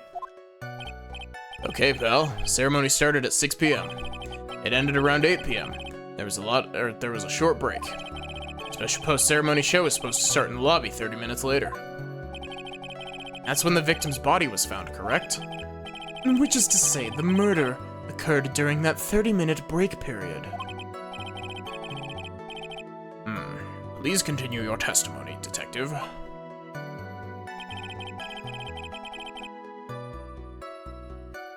Victim Juan Corrido was found dead in his hotel room. The person who discovered the victim's body was Adrian Andrews, correct? Yeah. Who is this Adrian Andrews you're talking about? She's the defendant, Madame Guard's manager. She's a real pretty lady, sir. Ah, so she's a pretty lady. I wonder if she'll grace us with her presence. When the post-ceremony show was about to start, she went to get Mr. On guard. After visiting his room, she went next to the victim's room to get him for the show, sir. I see. And that's when she found the victim's body. After looking into the cause of death, we believe he was definitely murdered, sir. Oh, whoops. The cause of death. Wasn't that because Mr. Corrido was stabbed in the chest? Only a careless amateur would believe something so brainless as that, pal. Take a good hard look at the crime photo. Now, real pro's attention would be drawn here to this bandana. Bandana, or banana. His bandana, sir. There's the thing wrapped tightly around his neck, sir. Ah, yes, I see. It's banana-scented bandana. Then, what about the knife? Seems to have been stuck in the victim's chest on purpose after his death. We have a crafty murderer on our hands here. Updated autopsy report. At first we thought there was something suspicious about that empty guitar case. And why did you think that? Because it was empty, pal. Jammin' Ninja doesn't go anywhere without his bright red guitar. Couldn't find it anywhere at the scene of the crime. Oh, then how about this theory? A fan really wanted the guitar and did the crime to get it. How's that? Oh, we thought of that too, but... What? The only fingerprints on the guitar case were the victims. Only the victims, huh? I see. So much for my theory, then. However, we later found out that the guitar case had nothing to do with the murder. What convinced you it had nothing to do with the case? The guitar wasn't at the Gatewater Hotel that night. Well then, where was it? Where a guitar was eventually found at the TV studio. The victim, Juan Carita, had apparently only taken the case with him, sir. So you mean he forgot to put the guitar inside the case? That's not your voice. Yes, sir. Even when he was on stage for the ceremony, he didn't have his guitar. So that guitar case was empty even before he got to the hotel.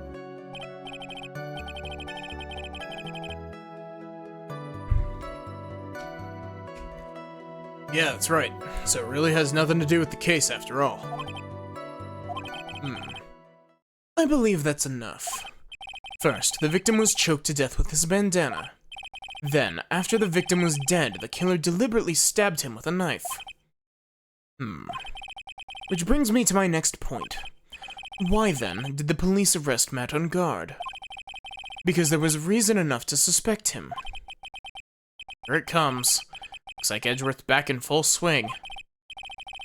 Very well, Detective Gumshoe. Please testify about this matter. Yes, sir.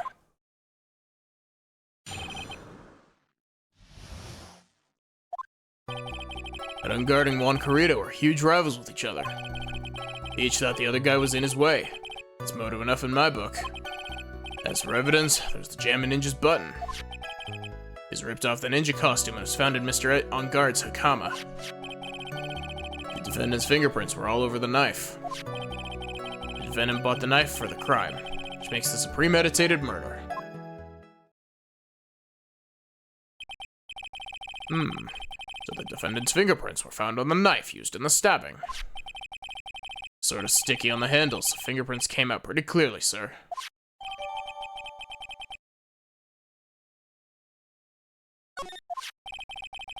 There's this button.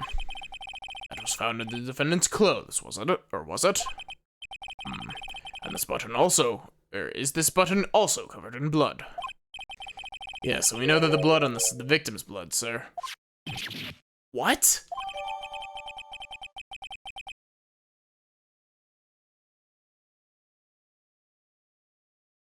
Sorry, give me a sec.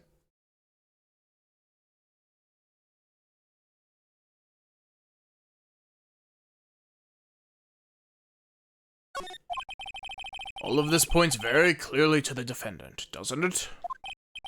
Yes, it most certainly does, Your Honor. Ready to give in yet, right? Huh. I'll find the hole in your argument somehow.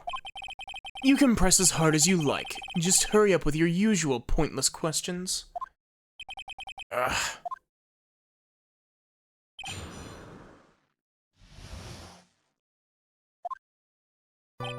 Matt on Guard and Juan Carita were huge rivals with each other.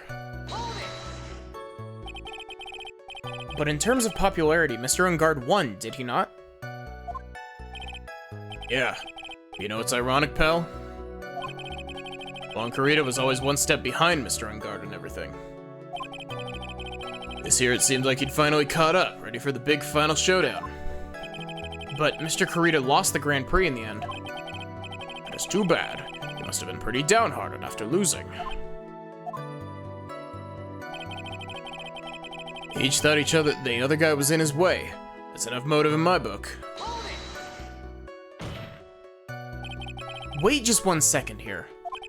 Mr. On Guard was beating Mr. Carita in the popularity polls. Well, yeah, I guess, but... Which means that in the defendant's eyes, the victim was not a rival at all. Which means he had no motive to kill at all.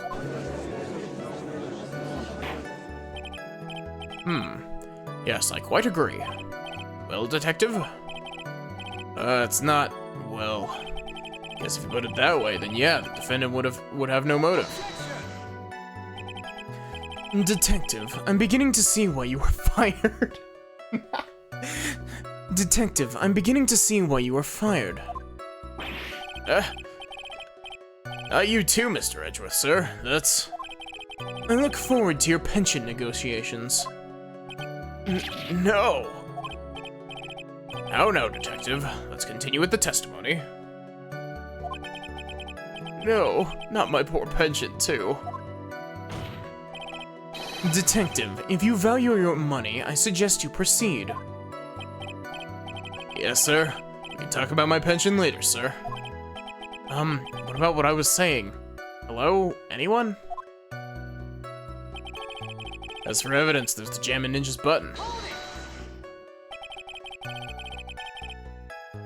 Do you have any proof that the button belonged to the victim? What do you mean, pal? Oh, let me put it this way. I'm asking you if you have any evidence to back up your claim that this button was ripped off the Jammin' Ninja's costume. Huh? Can't you tell just by looking at it? And the victim's blood is on it. Anyone could have smeared that blood on there afterward. Mr. Edgeworth? Help me, sir. All right, I knew it had to be this piece of evidence. Now to reel this one in. Thread. Huh? The button was attached to the costume by thread, obviously. And that thread snapped when the button was torn off. If you match up the ends of the thread with the costume with the thread on the button, it's a perfect match. Yeah, that's it. They're a perfect match, pal. Ugh. That's Edgeworth for you. Never misses a beat. It's ripped off the ninja costume that was found in Mr. Angard's Hakama. When was this button found?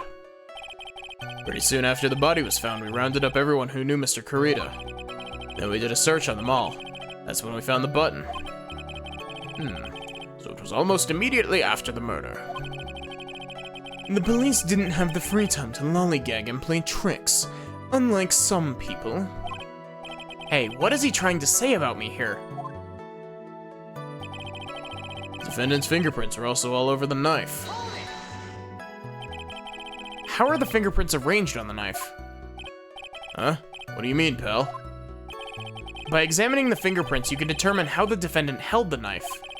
For example, did he hold it normally or overhand? Oh, is that what you meant?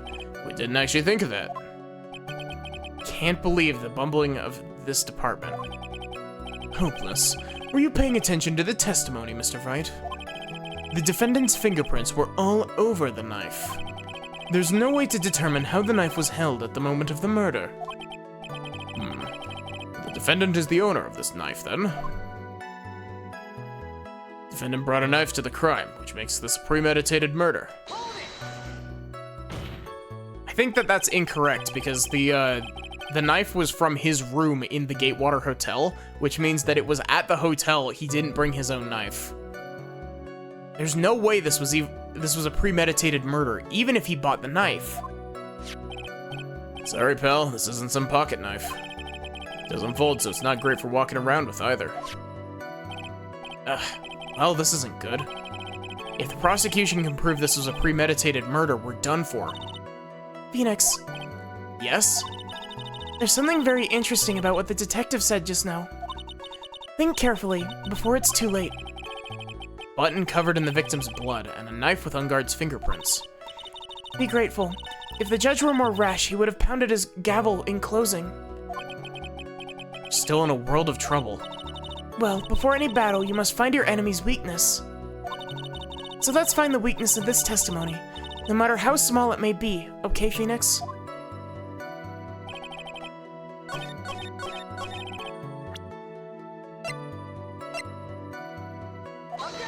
Nope, not that.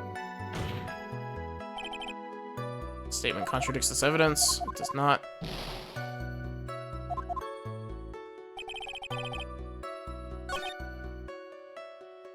I presented it on the wrong statement. Shit. I can't believe that I presented that on the wrong statement.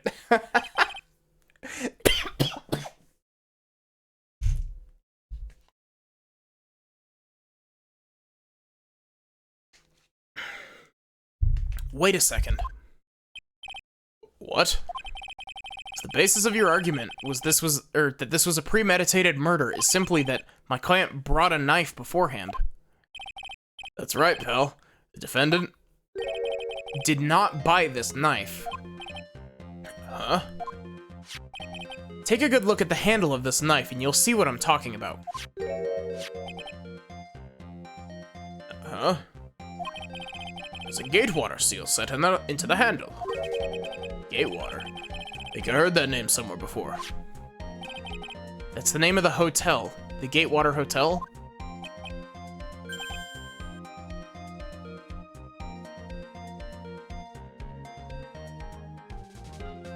Okay, have a good night, Dash. I'm probably gonna be ending stream soon just because I need to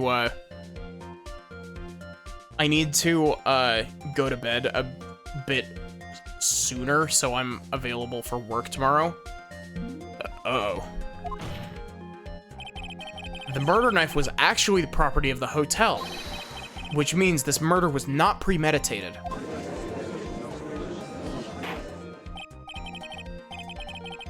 Yes, that is very true. This is a very big... What is it, Mr. Edgeworth? I'm sorry, but the defense is simply too careless. Thank you for the hydrate, Dash. What? I think whether the crime was premeditated or not has already been determined. How so? I admit this knife is hotel property. There's no one currently on the police force that's dumb enough to not realize this. But I didn't know. Oh. Hey, Mango the Pop-Tart, that's a good name. How are you doing tonight?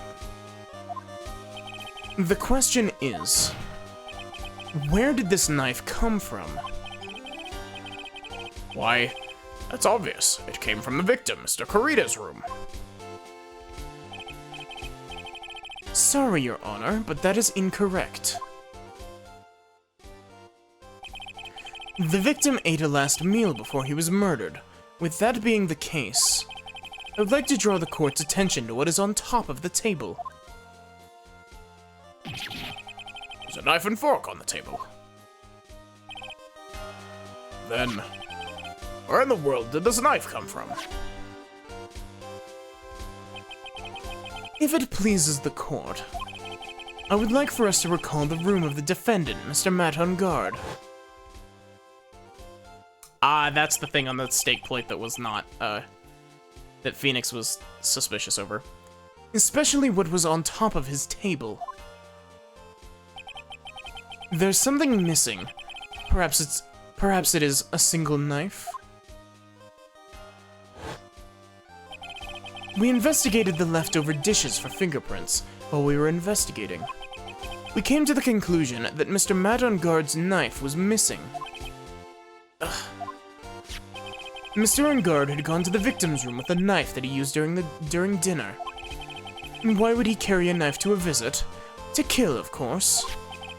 And with that, I believe the prosecution has proven this was a premeditated murder.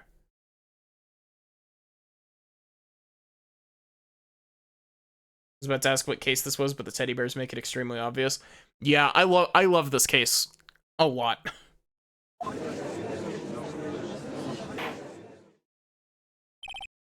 Amazing, Mr. Edgeworth. Absolutely brilliant. A brilliantly clear deduction. It seems like Edgeworth had this planned from the very beginning. This must be one of those traps I just walked headlong into it. A murder weapon with fingerprints, and a button from the victim's costume. There's quite a sizable amount of evidence here. I can safely say that any further deliberation is a waste of your Honor's time. Although, I wouldn't mind if the defense were to present evidence not yet shown to the court. Evidence not yet shown? He means evidence the court hasn't seen yet. In other words, new evidence. Safety save!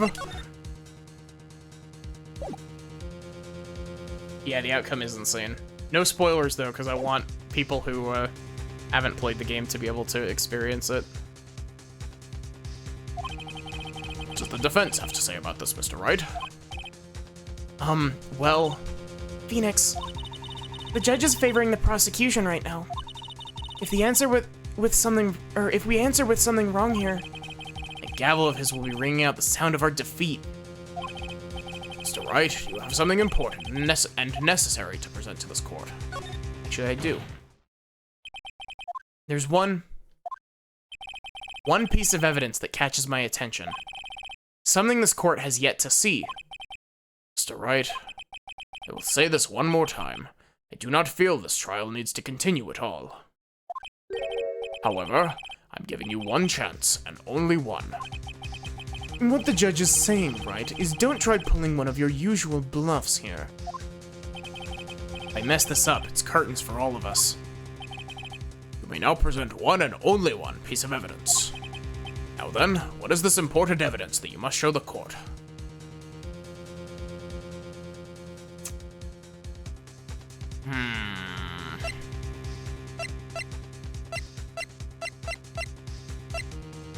I want to say that it's the wine glass, because it was sitting on top of the vanity that had been completely swept off.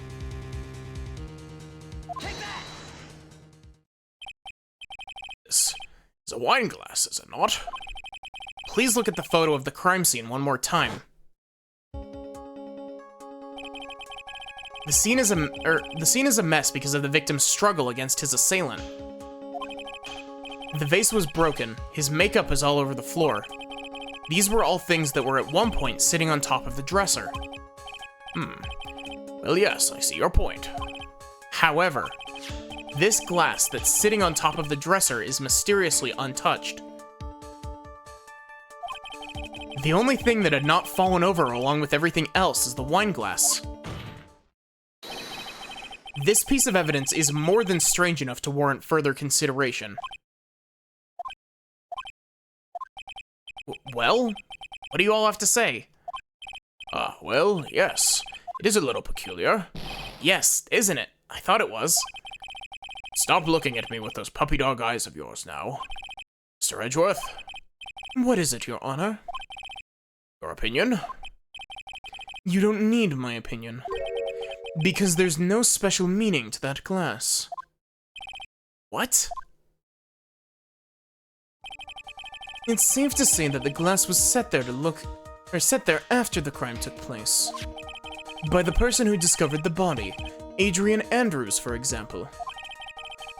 She could have easily been so shocked that she set the glass down without thinking. That does sound very plausible. Mr. Wright? Could Miss Andrews really have set that glass down without thinking?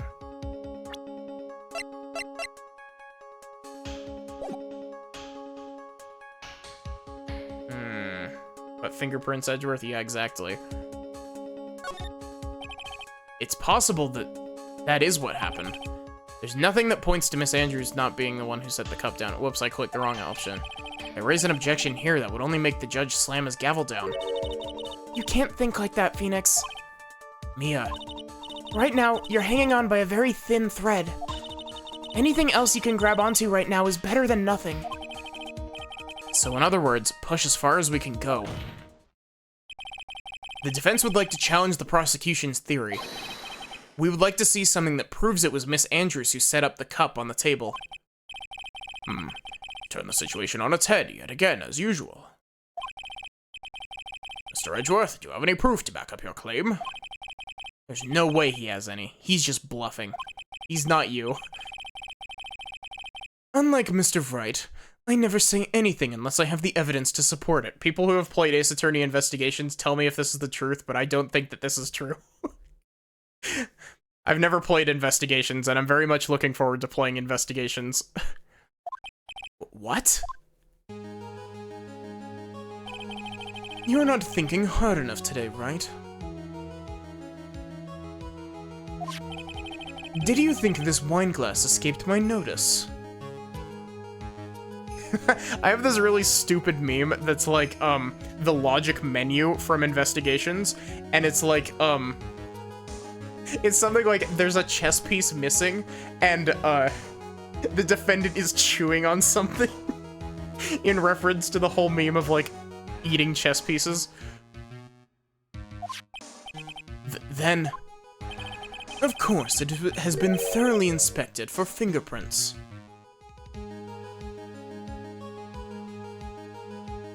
He works it out during the investigation, so he does happen to go unprepared. Ah, fair. Fingerprints. There were only one set of fingerprints left on this wine glass. Only one. Well, whose were they? They were not the victims nor the defendants. Rather, they were of one Adrian Andrews. What? That is why I said that the person who had discovered the body had left it there. Are we done here, Mr. Wright? Ugh, can't believe I fell into another trap. Miss Andrews was probably holding the glass when she went to see Mr. Carita. But upon seeing his dead body, she was stunned and set the glass down on the dresser. Wait, I just realized something. Right there, right next to the stem of the glass. There's a thing on the desk. What you just said makes a lot of sense. Tisk, tisk, tisk. Now you see, now do you see, right? You can't change any part of my scenario as it explains everything all too well. Ugh. I've thought long and hard this past year about what it means to be a prosecutor. And from here on out, I will show you the answer that I've come to discover. Wait a second, Mr. Edgeworth. I think the prosecution has provided enough evidence for me to enter my verdict. Unfortunately, I cannot allow you to pass judgment yet. The prosecution has yet another witness we would like the court to hear from. Another witness? Yes. Bailiff, please bring in the next witness. What in the world is Mr. Edgeworth thinking?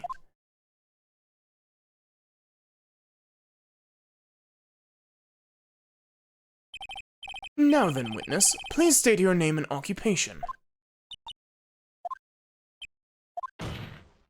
Witness, your name and occupation, please. Hey, gotcha. That's not your voice. Wonder what happened to that calm composure he had earlier. Oh, edgy boy, it's been, what, a year since we last met, hasn't it? You should be more happy to see me. I saw the report with her testimony, but who knew that under that helmet, it was the Wicked Witch of the witness stand? I tell you, this time I know what I'm supposed to do. So today, I'm going to tell you anything and everything. Even things that don't have to do with that terrible crime. Yes, witness. That terrible crime is all this court needs to know. Shush, I'm talking, my dear Edgy Wedgie right now. Don't interrupt us, Gramps. Yes, madam. No, no, no. Please, by all means, interrupt her, please. Anyway, witness, your testimony, please. It's true what they say. Youth are hot-headed nowadays. Not that I mind at all, Edgy. Now then, what should I start with? The witness was on security detail at the hotel on the night of the murder. Is this correct, Miss Oldbag? It was a great job being able to see my dear Iwan. It was almost too much for my little heart to handle. I mean, we're a fan of the victim. Look, everyone's crazy over that on guard, saying he's cute in a fresh way or something. But not me. I wouldn't say anything so silly. After all, I have no interest in a little child like him. I'm only interested in a real man, Juan Carita. I'm slipping into friggin' the voice I gave Trilo. But those two were the same age. Anyway, as I was saying, I was pacing in front of his room that night. Very well. Please tell the court what you witnessed the night of the murder. Leave it to me, Edgy Poo. Old bag, yeah. Anyway, after the ceremony, I went to pace around in the hallway in front of his room. There was something I was interested in finding out, you know? Well, since I was on the stand, I made sure to keep a good eye on the, Since I was on the stand, what the hell? Since I was on the job, I made sure to keep a good eye out the whole time. That's when someone showed up. It was a man coming out of poor Juan's room. She makes me want to cry. She's as often as Larry. She only shows up in the first 2 games, as far as I remember. I don't remember her showing up in Trials and Tribulations at all. But that also could just be that I don't remember Trials and Tribulations very well, because I don't, other than the last case. So, you know... Actually, unironically, I can only remember Bridge to the Turnabout and Recipe for Turnabout. Those are the only 2 cases in that game that I remember. That's when someone showed up. It was a man coming out of poor Juan's room. He was on guard, mad on guard. He was trying to sneak his way out of Juan's room. Mr. Ungard came out from the victim's room. See? It has to be him. He's the murderer. I see. Well, Mr. Wright, you may begin your cross-examination.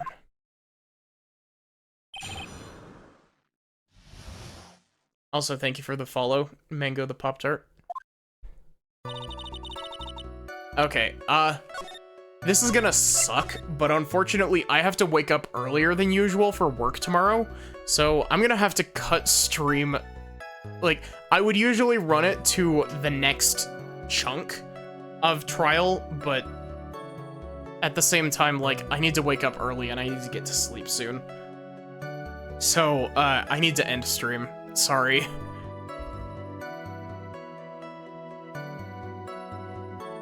Give me just a sec.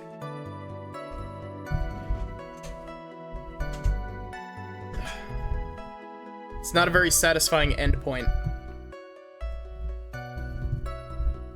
Gosh, this mic arm is a godsend. Like, I'm so glad that I spent the money on this mic arm.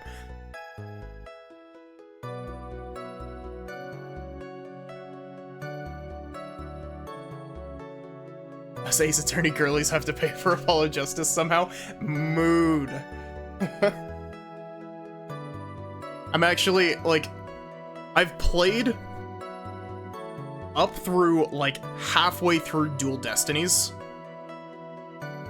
And I know nothing about Spirit of Justice, but I'm gonna wait until the Apollo trilogy comes out before I do the Apollo trilogy of games. Just so that it's a lot easier, so I don't have to try to, you know, run it on emulator or whatever. But, yeah, so, who is there to raid?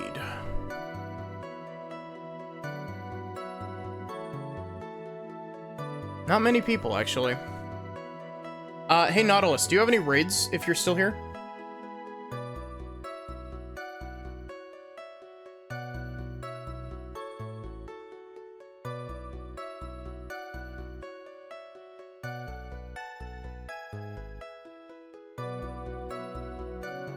You have some options, Mango? Gosh, I'm realizing I also really should stream the Layton games as well.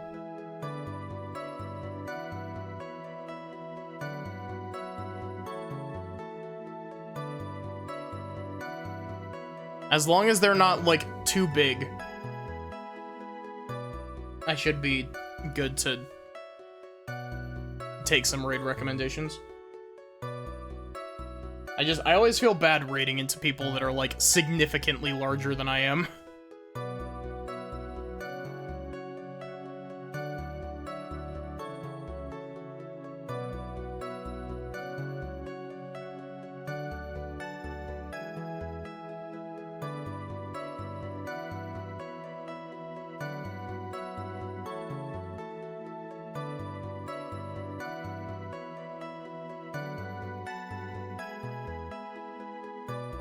Give me just a sec to take a look at the streamer.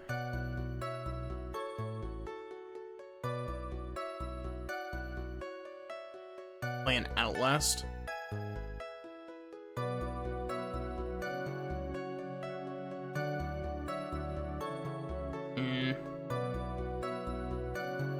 Who have you got doing art, Nautilus?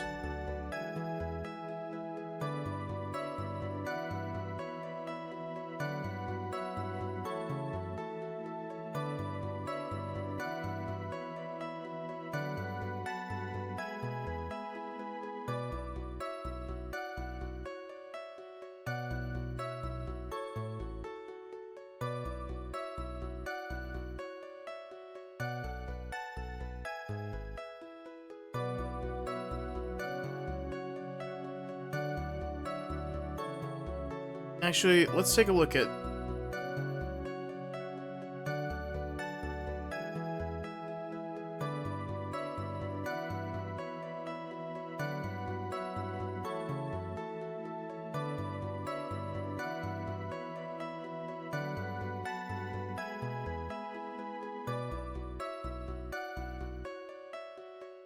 Okay.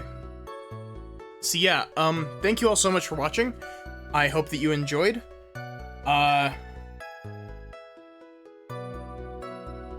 I should be back with more Ace Attorney Justice for All tomorrow.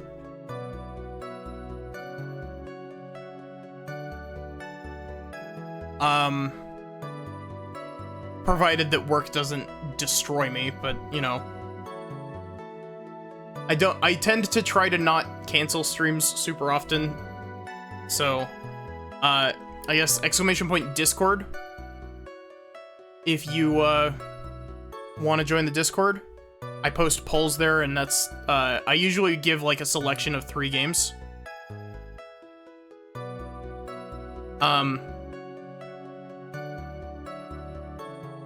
Because after this was on a poll with, Dark Souls and Kingdom Hearts Birth by Sleep. Dark Souls won that poll, but we've already streamed through it, so, exclamation point socials if you want to, follow my Twitter or check out my VODs channel. I will be posting more art on my Twitter very soon, actually. I'm very happy with how fast I managed to get this, art done. I did some, art of Athena the other night that turned out really well.